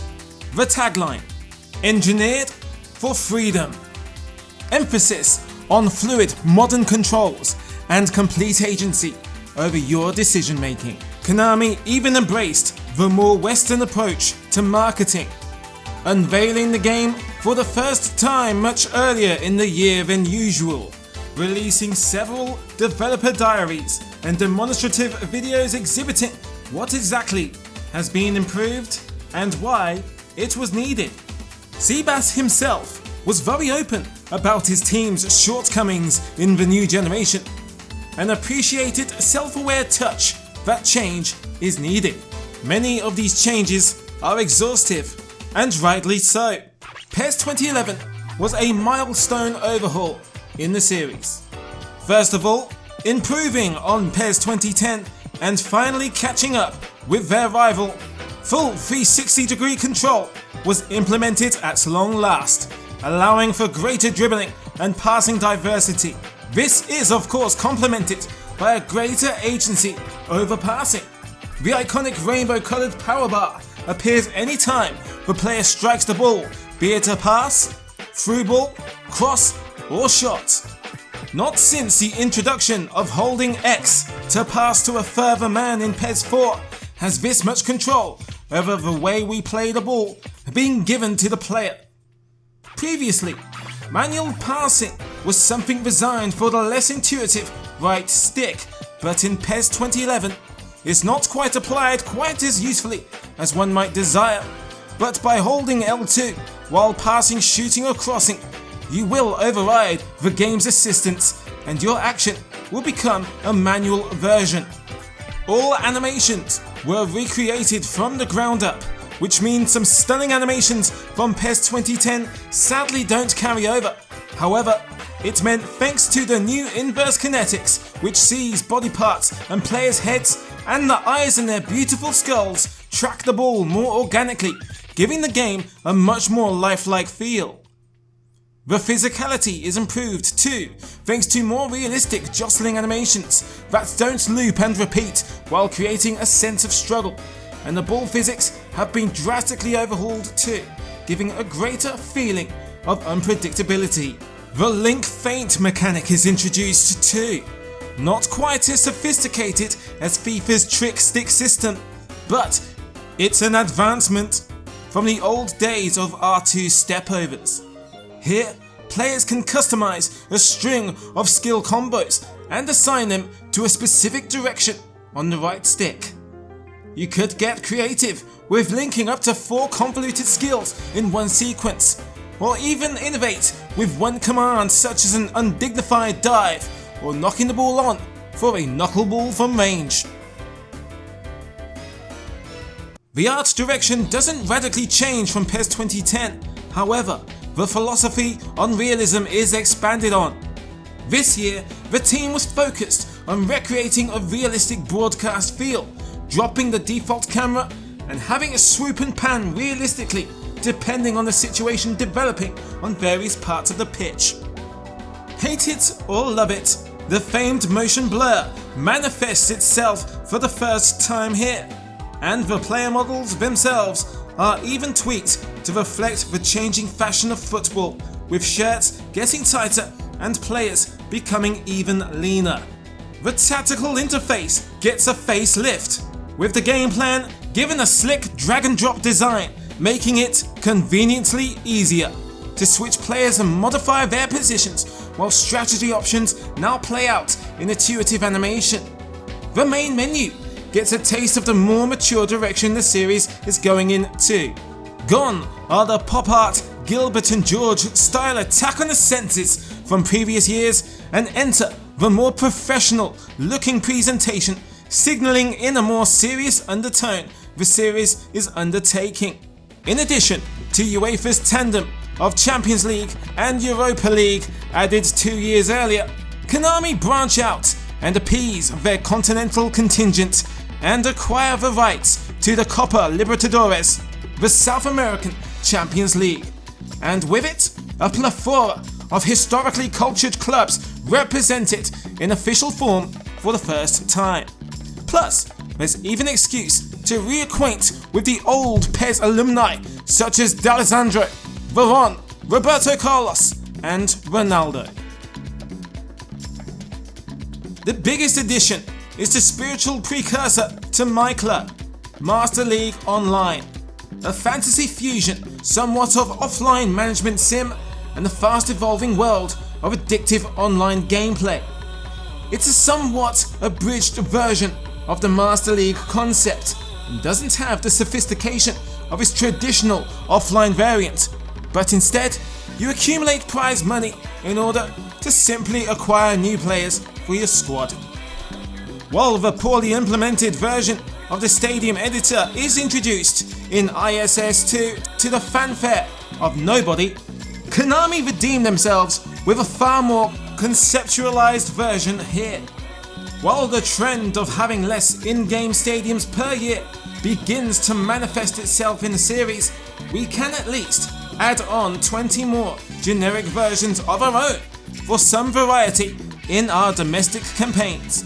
The PES shop also makes its first appearance since the PS2 games and includes your usual classic players and teams and other Master League boosts, but doesn't disappoint players who are fans of the novelty gimmicks such as pillows and sweets for balls, masks and helmets for players, as well as sound bites from other retro Konami titles.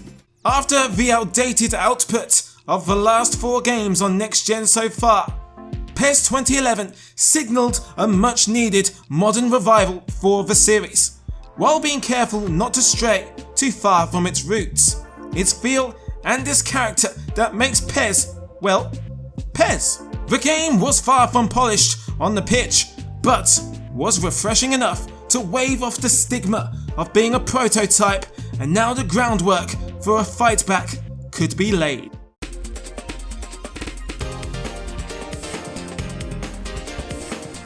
Pro Evolution Soccer 2012 refines the reboot that was 2011. While hardly revolutionary, it does in fact go some ways to revitalise the gameplay experience in areas such as game speed, artificial intelligence, animation and ball physics. Facial animations were notably lampooned leading up to the game's release due to the promotional material placing emphasis on the veins bursting out of Robinho's neck as if he were the latest victim of Fox Die. But in motion, the effect is much more complementary in embellishing the player's visual emotion in cutscenes and reactionary exposition. While PES 2011 added a little more bustle to the tunnel and pre-match organisation in the background, an incredible amount of immersive activity is beefed up at the pitch side, with stadium officials and stewards wandering around observing their designated spots or even galloping from one side of the touchline to the other.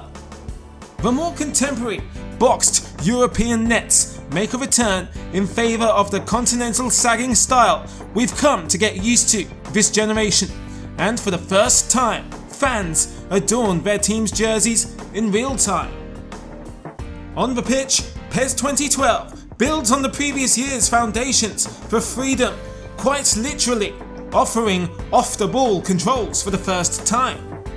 Pressing the right stick allows you to control a teammate off the ball to cunningly time a run and override any set path the game's AI may lay out for you, which can lead to some very creative runs and organic goal scoring opportunities you might not otherwise have access to, or just generally break free from the shackles of receivers being stuck in the mud on throw-ins or generally static on set pieces and corners. If you're really talented, you can control 2 players simultaneously, the ball carrier with the left stick, the receiver with the right stick. It's harder than brushing your teeth and masturbating at the same time, but with a little bit of practice you could master its art. And if you want to, you could also practice mastering the 2 players' controls too. For newcomers and veterans, the challenge training returns for the first time since PES 4, a hugely popular part of the PES lore. Challenge training gives the player a series of tough tests which they can use to hone various skills. The mode allows players to work hard on their attacking and defending skills to improve their main game. Similarly, there are dribbling tests and set-piece challenges that necessitate hitting a series of targets, and punishing shooting tasks are used to push the player as they put in the hours that will make all the difference on the field. In another ode to PS2 PES, a new difficulty mode can be unlocked via the PES shop. Superstar difficulty, which unlike its PES 5 variant 6 stars, is actually bloody hard. Adding on to last year's manual mode, we can even change the spectrum of passing assist settings too. This time, the pass support settings range across 4 bars of passing, with 4 bars being the most assistance to 0 meaning fully manual passing, without the need to hold L1 as the modifier this time. Manual shooting can also be enabled here, making PES 2012 the first to offer the full manual or FUMA experience to the simulation connoisseurs. As Cristiano Ronaldo returns as the game's cover star, replacing career rival Lionel Messi, this time Konami decided to do him justice and make the most of his consultancy by authentically capturing the living legend's unique running and iconic free kick movements, ensuring he truly stands out among his teammates of mere mortals. PES 2012 introduces Football Life, which essentially is an in-game amalgamation of all the game's single-player modes, such as Master League, Become a Legend, and a new unlockable game mode known as Club Boss, of which you take on the challenges of being the owner of a football club. Team matters such as tactics and signing players will be left to the manager you hire, but you can always try to influence things by using your patron's rights to intervene if you don't like what he's doing. As chairman, you can also access a personal wealth which can be used to push through star signings or boost your marketing budget. PES 2012 finally rediscovered the identity of the iconic series that was lacking on this console generation. A truly polished revision of PES after its mechanical revamp with 2011, which, while zippy and refreshing, was lacking in animations and physics. As usual, all the expected PES magic remained in 2012 and comes out of the woodwork in its tournaments and leagues. As we all know, PES shines in its football storytelling. It appears Konami are overcoming their writer's block in the series.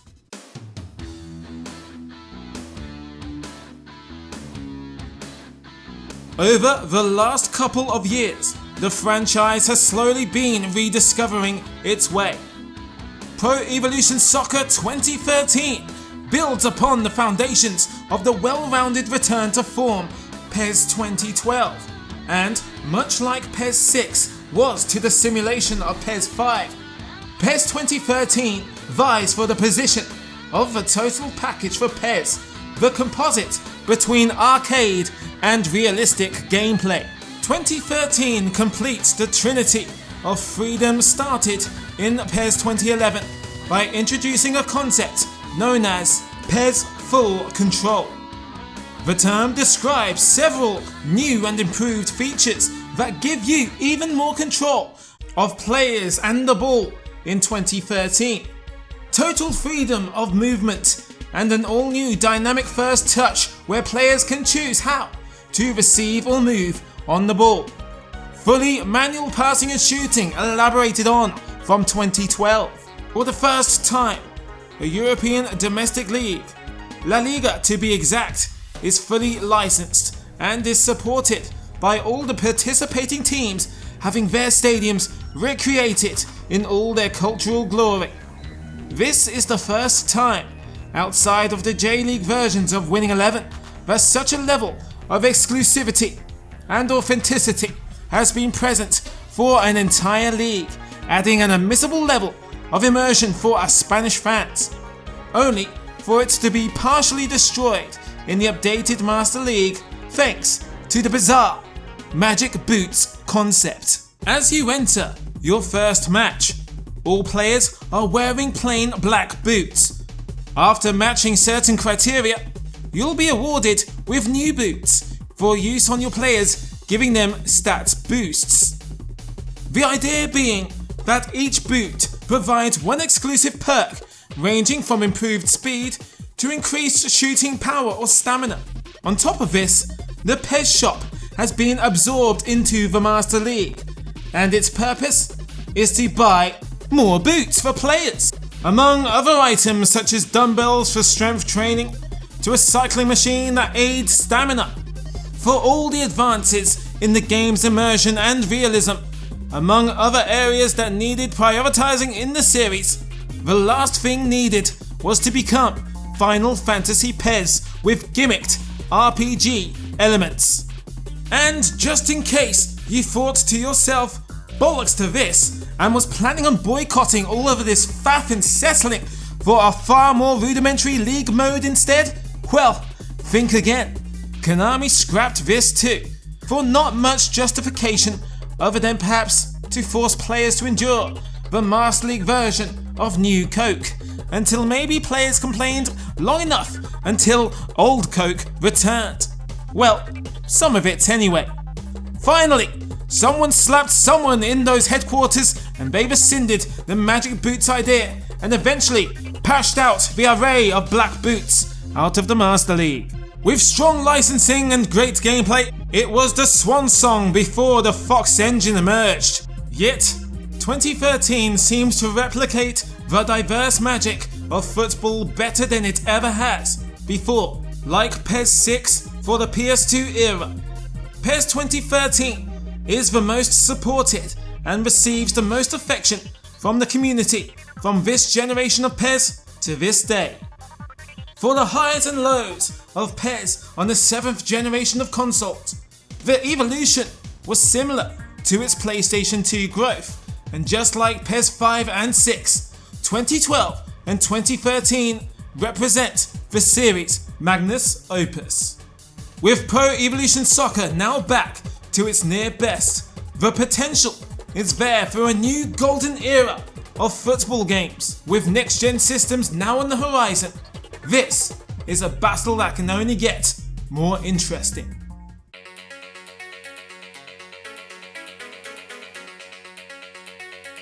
As the PlayStation 4 and Xbox One loomed over the horizon, unlike at the beginning of this episode, Konami were now aware that failing to prepare meant you were preparing to fail.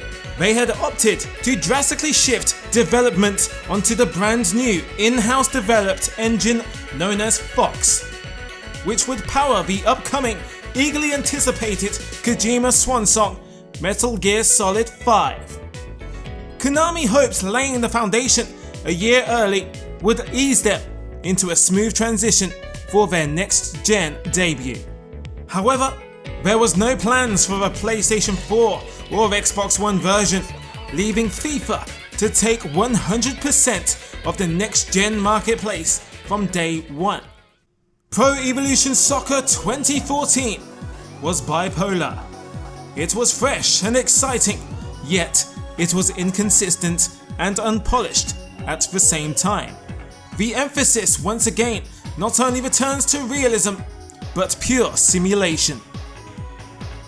First of all, the game's visuals, such as player faces, stadiums and turfs, are rebuilt from scratch, and the lighting is much more impressive than ever, giving the game a glimpse into what to expect from the new Fox engine, being the first game in the world to utilize it. For the first time, players' kits have their own physics, which means shirts can be tugged on more realistically, and shorts flip-flop in the wind, a lot like Barcelona's new boy, Neymar. On the pitch, player physics catch up with FIFA's impact engine, meaning real-time player collision instead of canned animations, creating some very satisfying clashes, as well as limbs which realistically tie up among players, causing innocuous trips and falls. You can almost feel the weight shifting through your controller as you turn and weave across the field. This is thanks to the new concept contrived from the brainchild of new creative producer Kei Masuda, known as MASS, Motion Animation Stability System, the collision engine that not only calculates player physics among each other realistically, but will also replicate the inertia of moving players using dynamic animations and rules depending on a player's size and weight, thus bringing a real-life feel into the game. The link feint mechanic is retired in favour of a more contextual system, with the left and right stick combining, allowing the player to produce more intuitive moments of skill and flair, all the while the ball physics are given a significant upgrade, adding a more accurate bounce and bobble around the field and off of players' bodies. Another talked about piece of tech is Heart, a feature expected to instill each player with a new level of morale and motivation, influenced by a number of elements, least of which being whether your team is playing away or at home. A player's attributes might suffer or spike, adding another dynamic effect to the game. In addition to Europe and South America's flagship competitions, Asia gets its long overdue acknowledgement in the franchise with the debut of the AFC Champions League, further cementing PES's commitment to its continental fan bases in acquiring licenses and their competitions over the years. Fun secret mechanics have been a staple of PES for its elite gamers. New ones introduced here include the now classic R2 plus right stick knock-on off the ball before a shot or a cross, or circle and X to feint a dropkick with your keeper. The crowd models even accurately depict various races and cultures depending on the region and the team that is playing. As often with Konami and new engines, there are no shortage of setbacks and cut features, some of which make sense considering the coding priority on new platforms. However, some, such as the absence of the rain weather setting or the offensive aggression of an attractive menu presentation, are disappointing. The catchy and motivational indie rock soundtrack of previous is scrapped in favour of underwhelming and deflating orchestral music. Probably the most unforgivable consequence of the transition to the new engine was the impressive library of faces accumulated over the last 7 years are all culled, gone, due to the lack of time constraints of converting them to the new Fox engine. It means the likes of significant key players such as Dzeko, Mascherano, Lavezzi are simply missing their likenesses of which they had on previous games, while the likes of Kolo Touré and Kyle Walker are disgracefully misrepresented. Eventually, Konami would release a data pack that bulk corrected most of these players. However, the quality was still below the standard of previous games and what we have come to expect from Konami's talented artists. Despite the setbacks, PES 2014 should be recognised for the vision of its creators to take risks and to innovate. Such is the way with all great new PES games. You cannot play this game the same way you play other PES titles. The famed learning curve is welcomed back in 2014, and your old habits die hard. Techniques won't work. You have to really readjust to the game's mechanics and laws and adapt before you understand its brilliance. PES 2014 was probably the closest we'd get to Gran Turismo football, and if it only came out a year later with this vision and the professional quality of 2015, who knows? The entire trajectory of the franchise on the 8th generation could have been vastly different to the one we got. It pretty much was an experimental game. The last time Konami would flirt with faithful recreations of the fundamentals of football before settling into the cutthroat business direction of online-centric gameplay instead.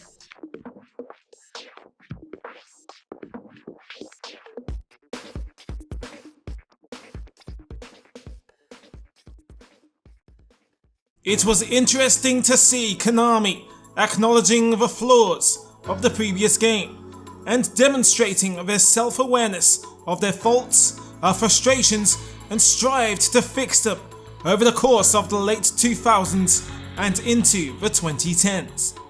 This generation of PES mirrored the PS3 console's wobbly start, identity issues, and eventual stability of its own. This time, they got the uncomfortable first impression out of the way with the last output of the current gen, and laid the foundations for the next generation ahead of time. Next time on History of PES, we take a look at how we go from this to this.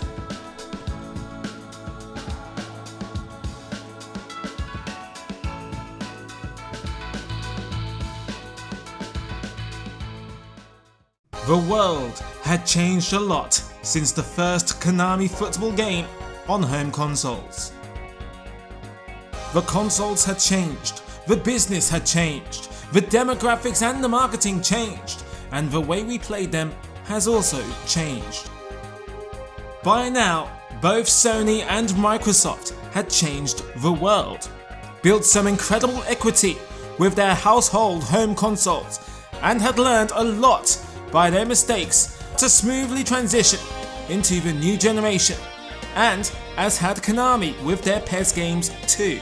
The disastrous PES debuts on new consoles seemed to be a thing of the past, with the sophomore awkwardness of the Fox engine out of the way at the end of the previous generation.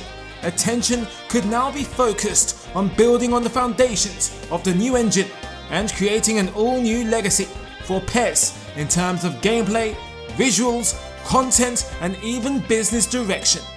This is the history of PES on the PlayStation 4.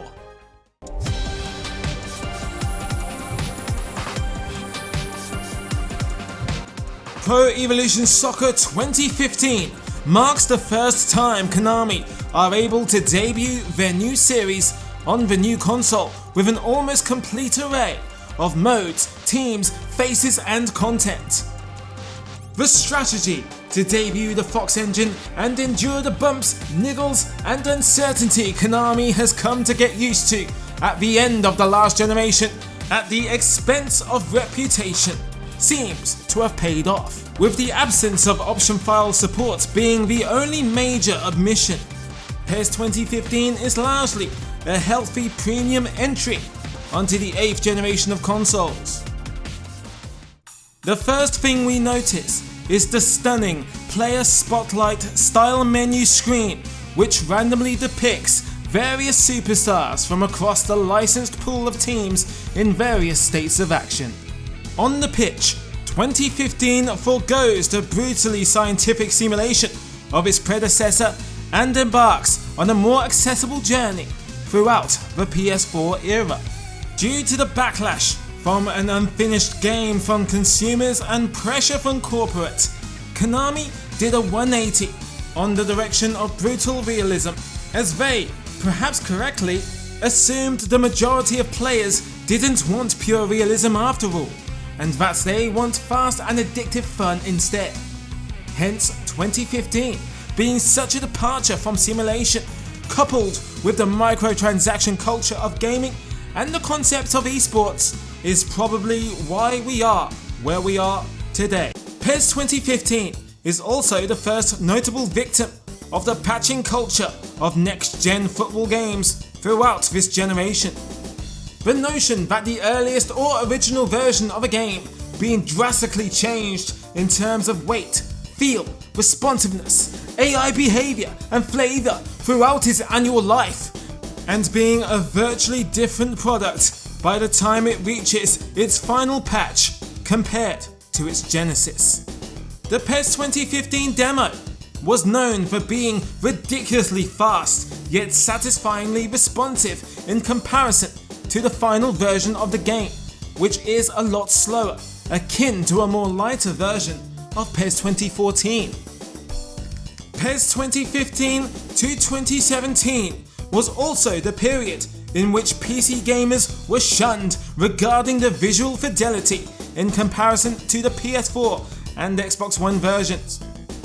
While identical from a gameplay capacity, the games were downgraded visually and were identical to their PS3 ports due to Konami having doubts the current PC user base at the time couldn't meet the system requirements demanded of the next-gen version. The equality was finally enforced from PES 2018 onwards. The future of the franchise, eFootball, manifests itself here in 2015. The series debut of My Club, a condensed version of Master League Online, and monetizes it in a bid to compete with their rivals' hugely successful Ultimate Team mode. The concept is simple. My Club gives the player a platform to create their dream team while maintaining your squad's costs, training and tactics using the new in-game currency known as My Club coins and GP. The biggest allure of My Club is of course acquiring players randomly through a mystifying slot machine style prize draw, no doubt trying to imitate the suspense and euphoria of FIFA's foot pack openings. PES's version narrows this down to one player at a time rather than a package of them, making the thrill or disappointment of who you acquire addictive in theory. As welcome as it is that PES was embracing the online culture and regularly updating the game's database on a weekly basis to reflect the real-world form of its rosters, the game is constantly syncing with the servers and persistently seeking updates, which means you're at the regular mercy of static loading screens and establishing communication messages flickering like an annoying fly in the corner of your eye while your life passes you by. From this point onwards, there will no longer be such a thing as a quick game of PES. Pro Evolution Soccer 2015 wasn't quite the FIFA killer right out of the gates on next gen, but it wasn't the disaster that PES 6 was on the previous either. On the field, 2015 produces the finest balance of arcade and realism so far in only its second outing on a still primitive Fox engine. And in comparison to the series' history, Konami are about to get comfortable with their new engine quicker than at any other point in the franchise's lifetime. As per the slogan, the pitch is ours. PES was showing the potential to become in due time pitch perfect.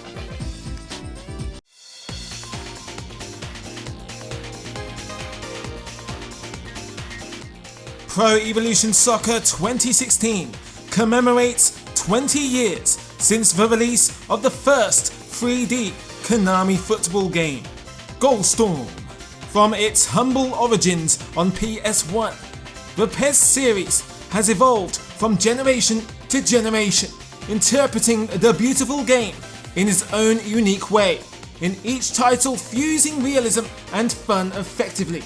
This heritage has been celebrated in PES 2016's new tagline, "Love the past, play the future," referencing the acknowledgement of both PES's and football's history, not only with a classy homage to PES 2's opening, revisiting Queen's "We Will Rock You," but that core gameplay values are important as well, even acknowledging football heroes of the past by incorporating legends in My Club for the first time, known as icons, as well as embracing the future of gaming and adapting to the seamlessly interconnected and socially driven landscape of online gaming. Well, sort of. For all the acclaim Konami earned with a terrific marketing campaign and glowing feedback from playtests to even winning the award for Best Sports Game at that year's Gamescom, things were finally going very well for Konami and PES from a brand viewpoint. Perhaps too well for Konami's standards. Well, allow us to hold their beer. Of course, one of the main incentives for buying the latest annual football game is the privilege of playing with the most up-to-date assets. That means the latest kits, boots, balls, the newest faces and stadiums, but perhaps most importantly, the latest rosters. We live in an era of the aforementioned constant connectivity, frequently searching for updates and even the most low level of developers racing to patch their games to keep them stable and up to date. Konami famously failed spectacularly in this regard, PES 2016 launched in September of 2015, still fielding the rosters from the previous season without reflecting a single one of that summer's blockbuster transfers. Which, as far as the vanilla database is concerned, isn't unusual. The fact there wasn't a day one patch to correct this was disappointing enough. Players were left to anticipate Konami's next major update, which wouldn't drop until the end of October, for any hope of their patience relating to delaying their Master League campaigns being rewarded, only for covert Konami to fail once again to simply incorporate the most essential of basic functions. Interestingly, Konami were able to incorporate the updated rosters for their online modes, but mysteriously couldn't extract this same data for its offline counterparts. Konami explains that the two assets are kept separate, but not why that is necessary, and more importantly, not why the data from one can't be transferred to the other, or why it should take 40 days to push out a roster that still would have been outdated at the game's launch. Eventually, come November, Konami finally accurately reflect the summer deadline transfers, and Master Leagues across the globe finally kick-started. 3 months after the end of the transfer window, the damage was done. 3 months after the end of the transfer window, the damage was done. Yet another embarrassing blunder for a series that fought hard to restore its reputation to be taken seriously after the humiliation of 2014's launch and missing content, and die-hard fans' loyalty was being tested and their patience insulted one more time. The summer of 2016 saw Konami release their hugely anticipated expansion pack for free as an apology for the disastrous roster mishandling when it was initially projected to be paid for content. For the first time, Konami acquired the official rights to a major summer international tournament, a privilege that would typically be reserved for their rivals FIFA. However, Konami would also fall short of expectations with the Euro 2016 DLC too. It was lacking regarding the content it would have had should EA have taken the reins. There would be no Euro qualifying campaign. Only 15 of the tournament's 24 participating nations are officially licensed, and the major appeal of a summer tournament is the immersion of playing in the host stadiums. Also absent in all but one regard, the returning Stade de France. Even the Euro 2016 squads are outdated. What a familiar story.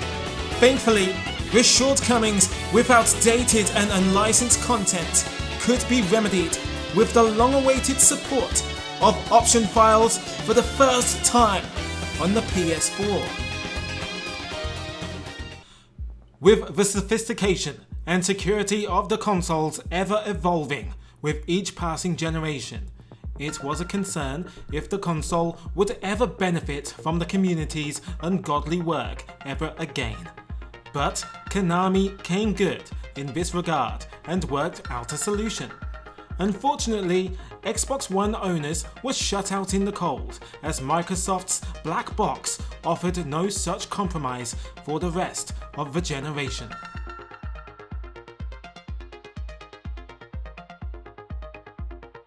On the pitch, PES 2016 seems to really carve out an identity of its own in its 3rd year running on Fox. For all the mishaps regarding the presentation and content, the gameplay is where the game earns its acclaim. The physicality is reworked across the pitch, enabling far more contextual collisions with a greater variation in ball physics. We see a lot less automation in outcomes regarding where the ball bounces off of body parts and where it ends up in crucial situations. Dynamic weather is implemented for the first time, which means rainy weather fluctuates during matches rather than one continuous downpour, as well as the wet weather affecting the play too. Now, players slip when making a sudden change in direction, and even the pace of the ball is affected with slick wet turf, increasing the speed on passes and strikes, creating another dramatic dynamic to consider in your aquatic matches. The downsides, however, were its goalkeepers and fouls. Despite the former being pronounced as majorly improved, it was clear they were cursed to remain fused to their goal line, meaning they would never preempt one-on-one situations, nor would ever seem to go full stretch for low and hard strikes, even with all the notice of them coming from outside the penalty area. And in spite of the greatly improved play physicality, it rarely resulted in fouls, free kicks or penalties, which would also burden the series from this point on until 2020. For the first time, players can control goal celebrations, something FIFA has adopted since Euro 2008, and Konami finally caught up with and then some.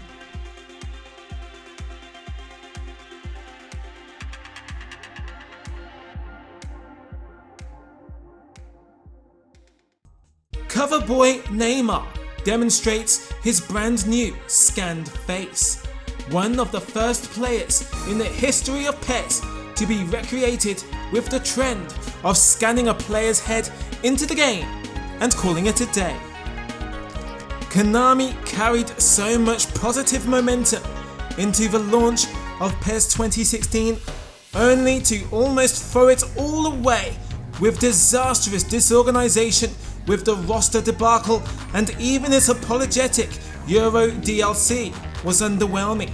Still, all these aside, Konami demonstrate that on the field they still know how to command respect, and if they can smooth out the logistical issues, PES on the PS4 has unlimited potential.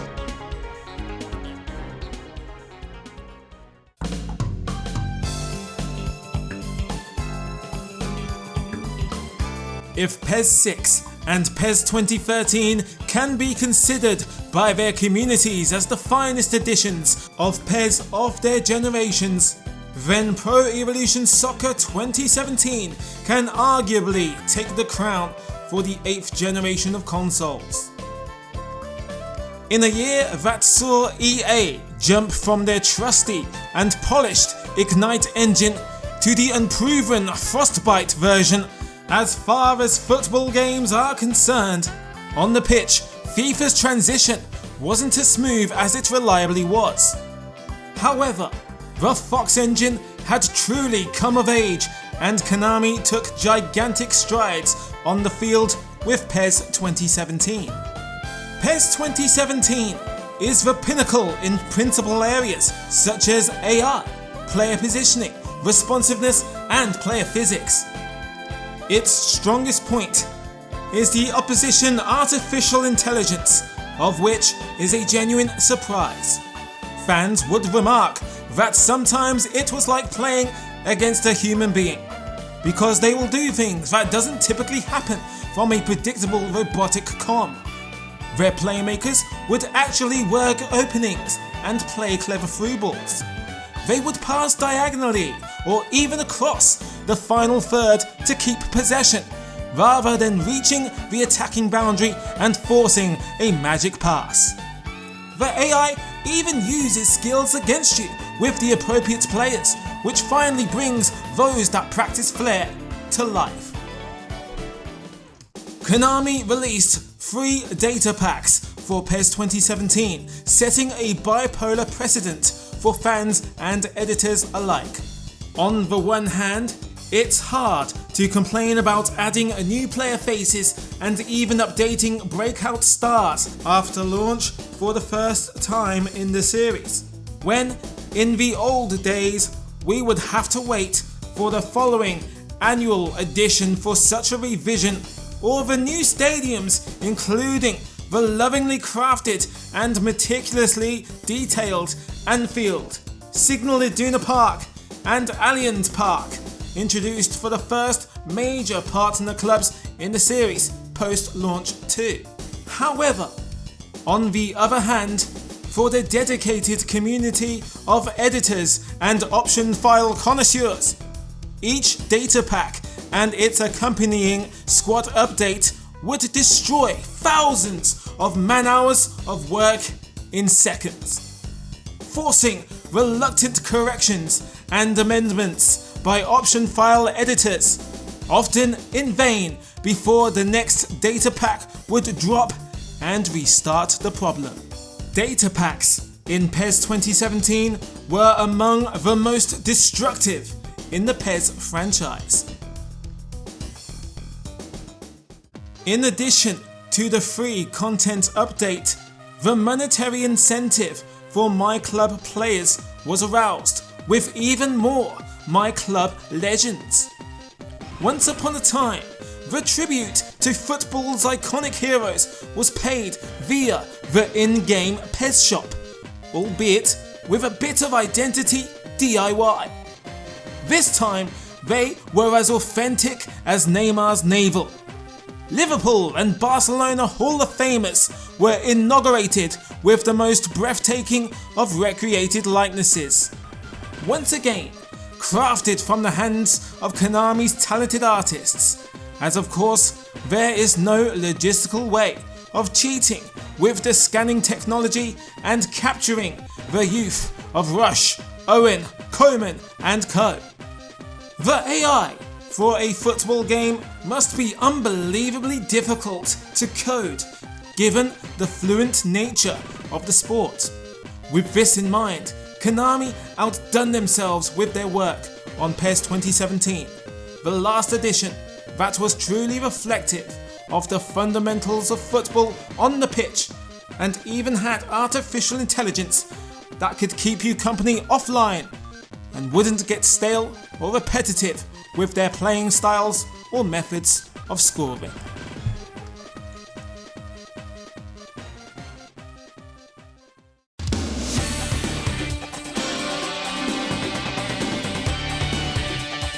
Pro Evolution Soccer 2018 should have taken a great game in PES 2017 to new heights. It should have raised the proverbial crossbar, if you will, though it's not quite on the same form as its predecessor. For the first time, Konami issued an online-only beta test to the public during the summer of 2017, which was positively received by fans and showed great promise for what was to come over that winter's release. It gives us an early taste of the newly added online co-op feature, which brings players a step closer to online multiplayer.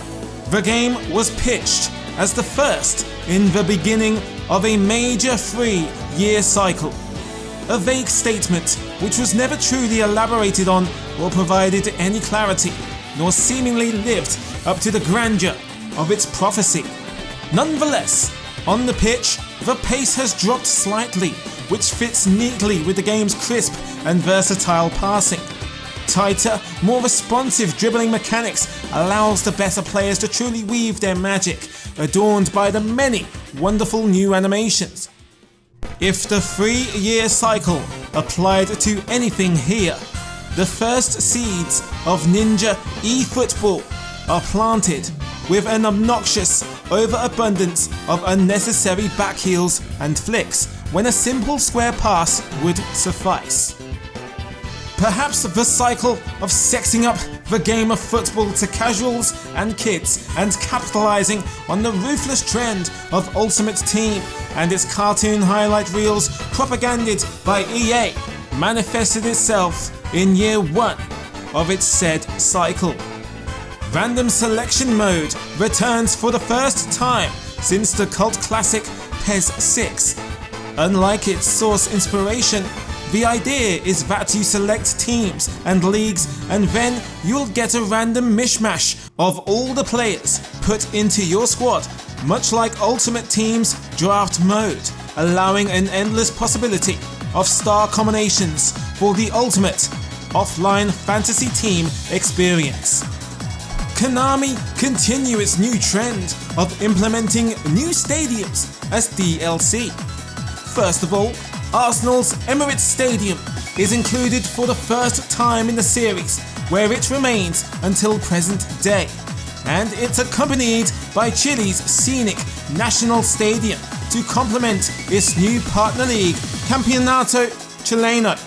To further immerse us in the hallowed halls of the Camp Nou, Konami have painstakingly recreated its famous mural-adorned players' tunnel. A classy touch, no doubt, to one of the world's most famous theatres of football. Signal Iduna Park also enjoys this treatment too, complete with its goalkeeper tormenting low ceiling. Centered on the concept that PES 2018 is where legends are made, Konami acquire a major coup with the addition of England legend and global icon David Beckham as a legend for my club.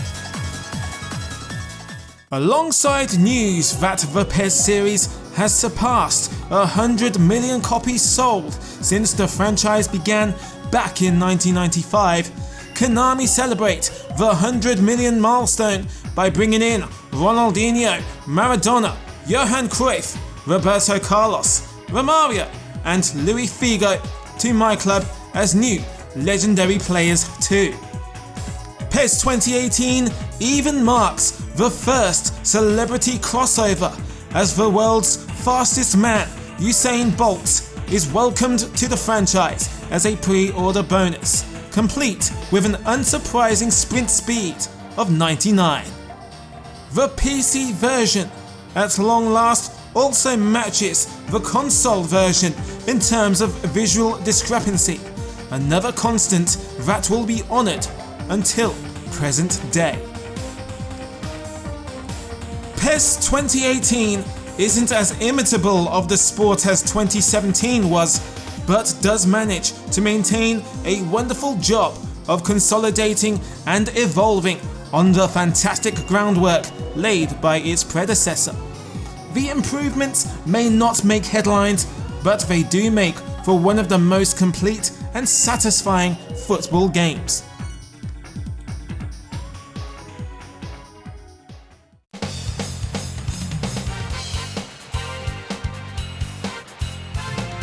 PES 2019 is the first game in the series to simply be branded as, well, PES.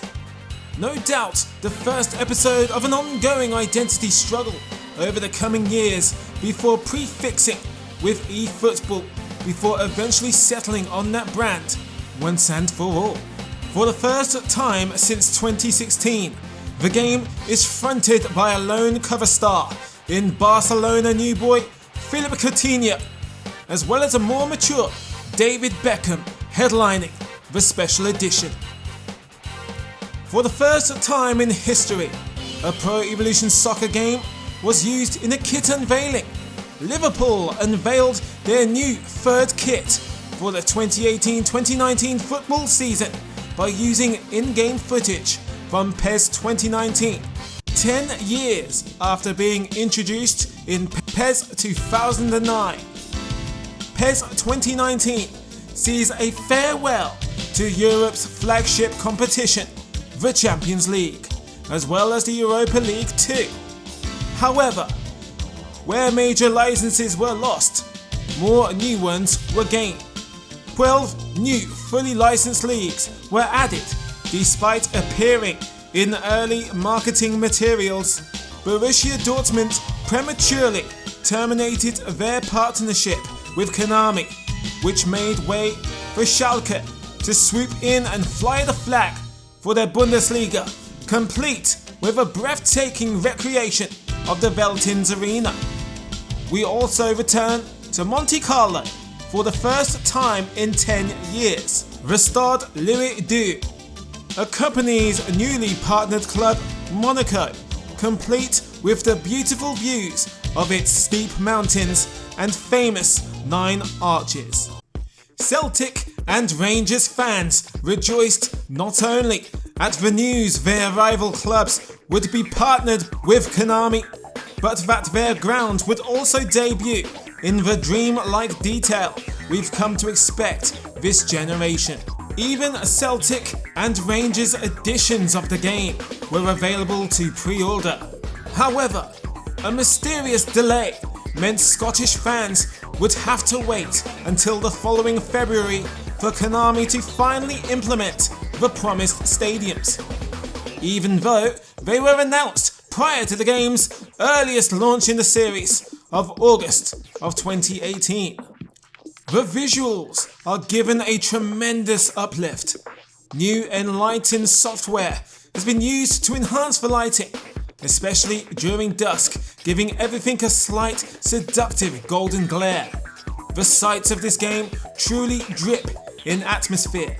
The net physics are significantly improved and breathe new life and eye candy into some of the thunderous goals that can be scored thanks to the new shooting mechanics. And for the first time since PES 5 and 6, snow finally returns to the series and even affects the action on the pitch too, this time around. Seeing as how the direction was leaning towards the esports, it was only a matter of time before Konami curved the skill gap and relieved the game of some of its simulative properties to accommodate its evolving audience. The gameplay does improve in many areas, especially with 11 new skill traits having been introduced, including edge turns, no-look passing, and dipping and rising shots. The player individuality is expanded upon, where skills and strengths are more prominent during gameplay, and the action is more fluid and responsive than ever before, which does provide a satisfying engagement. For the first time, making substitutions on the fly is now a possibility. The closest we came to quickly changing players conveniently was quick substitutions in the pause menu, last seen in 2010. However, that still required you to pause once the play resumed. In 2019, we are able to make knee-jerk like-for-like switches while some of the cutscenes and replays buy us time. However, with the relaxing of the more consequential elements of football comes the decompression of the midfield, which essentially means the strategic and patient element of the game becomes ineffective. It means it's easy to simply drill the ball with a centre-back right through the middle of the park towards a striker, or attackers can simply receive the ball and turn, sprint into acres of open space while defenders retreat, giving the attacker a wealth of time to do as they please, while teammate AI becomes passive rather than supporting you in pressing. This is to encourage more of the 1v1 type gameplay philosophy that manifests itself in online gameplay from here onwards. My club features some new changes too, such as featured players being released each week with outstanding real-world performances being reflected in my club via stat boosts, as well as players now being bundled in packs of 4 as opposed to the single player reveals of years previous. The legends joining the class of 2019 include some of Arsenal's iconic invincibles such as Robert Pires, Sol Campbell, World Cup winners Gilberto Silva and Emmanuel Petit, and finally the Red Rooster era version of Freddie Ljungberg, as well as Inter Milan's cult favourites such as Rakoba, Djurkaeff, Cambiasso, and of course, as the unofficial series icon, Seabass's favourite player, the Emperor, Adriano, finally returning home to the series that arguably did more to familiarise himself to many fans across the world than 442 magazine probably did pre-YouTube days of football. Overall, PES 2019 signifies that many things change while many things remain the same. Some welcomed and realistic gameplay mechanics and traits are subverted by the descent into faster-paced arcade gameplay to appease the online demographic, while Konami's licensing problems and losses of significant ones such as the Champions League are well documented and are a part of the swings and roundabouts of the franchise. The inexplicable delay of the Scottish stadiums continue to typify Konami's poor organisation, which is perplexing given the experience of the company with its franchise by now.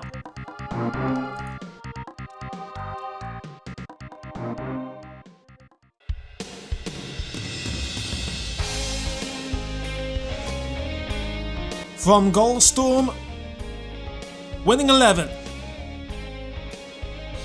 ISS, and of course Pro Evolution Soccer, the franchise has undergone many branding revisions, the latest being the prefix of eFootball PES 2020.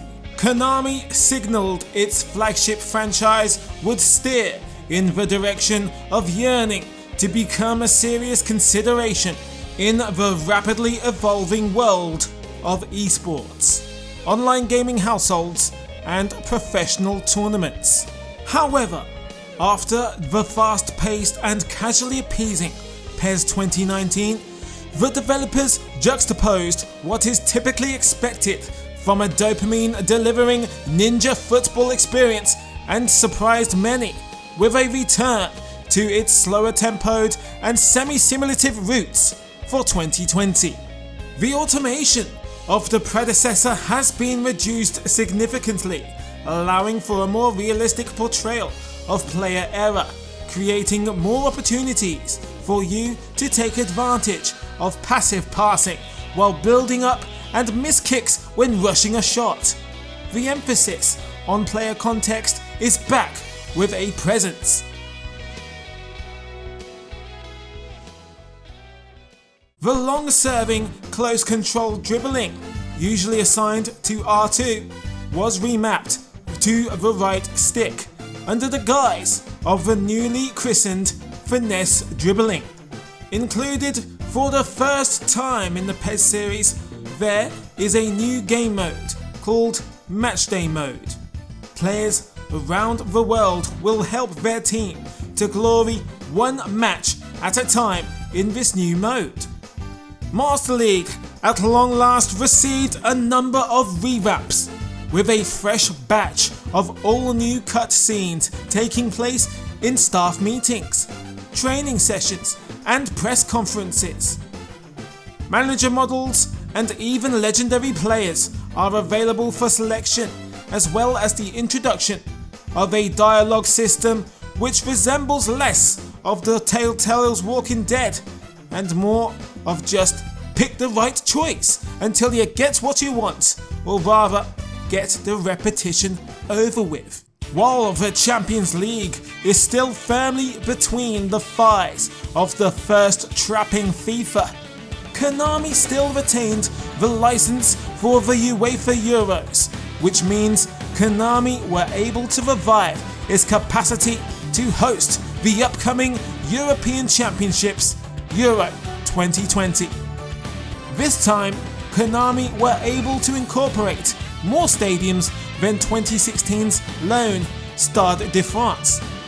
Wembley, Amsterdam, St. Petersburg and Munich were all dressed up in turquoise for the tournament that was impromptuously suspended due to that year's apocalypse. Considering Konami's continent was of course at the source of the epicenter, it was unsurprising development on the upcoming 2021 would be drastically affected.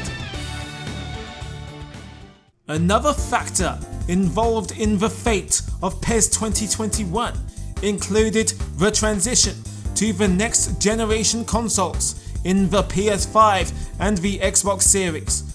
And with already compromised teams and resources, focus shifted to the upcoming eFootball PES 2022, anticipated to be rebuilt using an all-new engine. With the company's track record of launches on new consoles and the current global situation, it was understood why Konami wanted to skew attention between both games and decided on releasing PES 2021, or rather, re-releasing PES 2020 as eFootball PES 2021 Season Update. Even though FIFA had been memed and ridiculed for selling the same game as the previous years under the guise of a reskin, it appeared that it would take more than an alternative menu color scheme, retextured kits, and the odd face update, as Konami still made strides every year to literally release a different game under the surface. This was in some ways seen as an acceptable compromise from fans and in some ways a homage to the mid-season Winning 11, International and Liveware Evolution versions seasoned enthusiasts would worship and spend a small fortune shipping in over the PS2 years. 2021 felt in some ways more than a reskin of 2020, but rather an improved revision of its predecessor, much in the same way Winning 11-9 Liveware Evolution was to Pro Evolution Soccer 5, implementing unofficial and unannounced yet evident quality of life improvements such as better responsiveness, tweaks to shooting and passing, more balanced foul frequency, and quicker player switching. The changes are subtle and are next to impossible to appreciate as a viewer as opposed to a player with the game to hand. Konami are known to change stuff via patches and updates throughout this generation's lifespan, yet would so much as list a vague global improvements bullet point to the latest patch notes.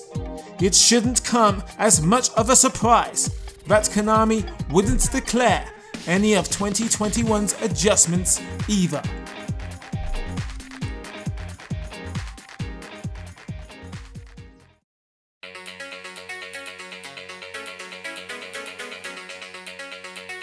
Despite the infancy of eFootball, it's appropriate that this series, the history of PES, should culminate with the end of an era, the demise of PES. PES ended not just in name, but in principle too.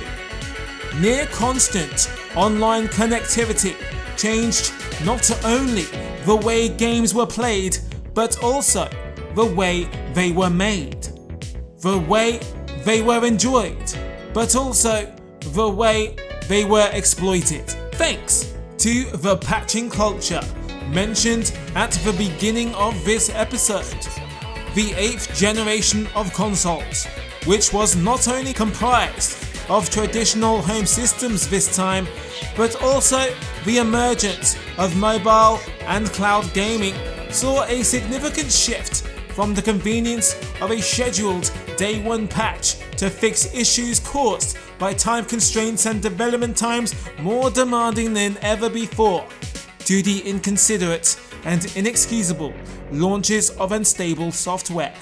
The unforgivable developers were well aware of throughout their marketing campaigns, taking a consumer's money while in no genuine rush to issue an immediate fix or an apology. Cyberpunk,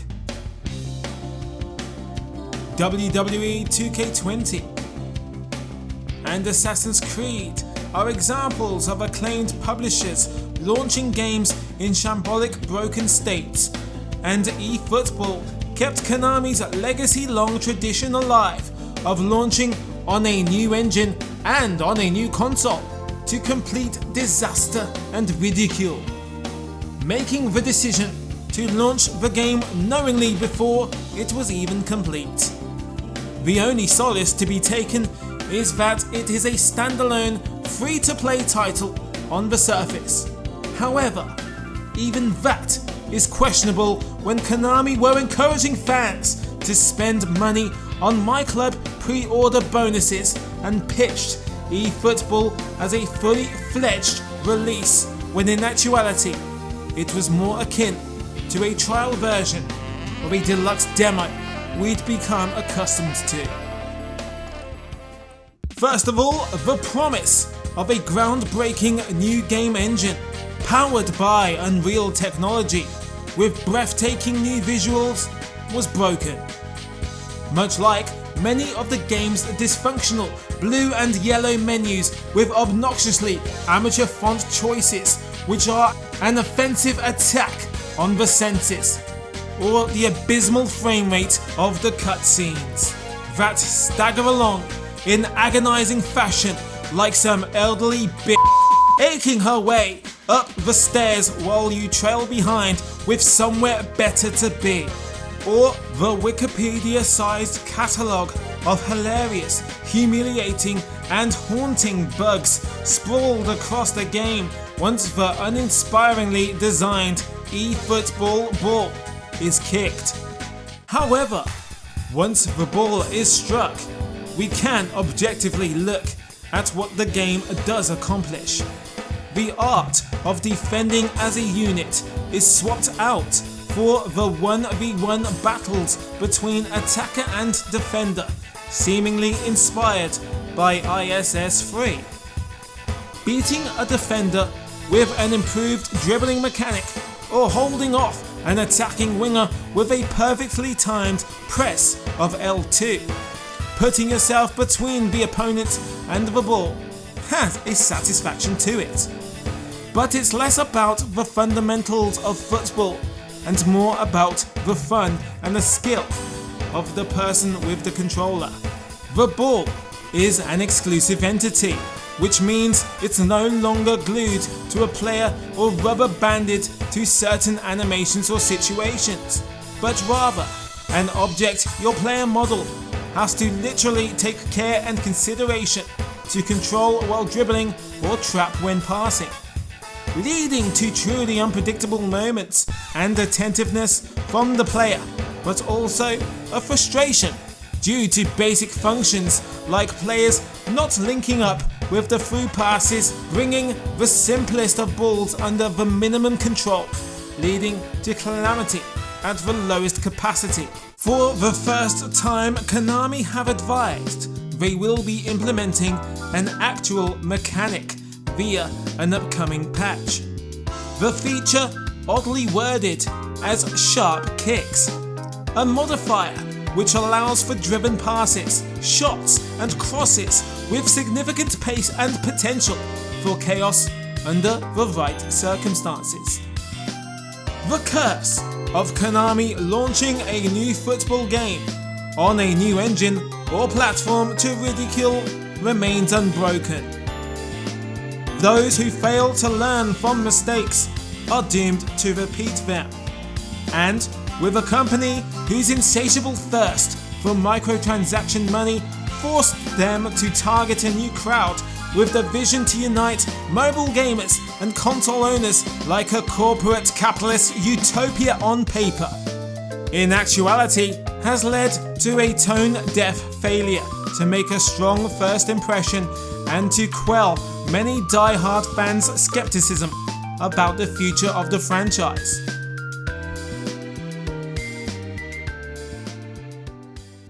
Konami's football games have experienced incredible heights of acclaim and drowned in lows of mediocrity.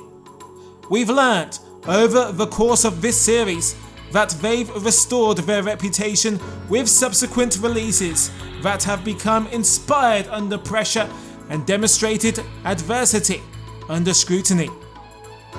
In spite of the conflicting crossroads its creators may take its once humble franchise, one cannot deny the historic legacy of this influential franchise throughout its 25 plus years of existence.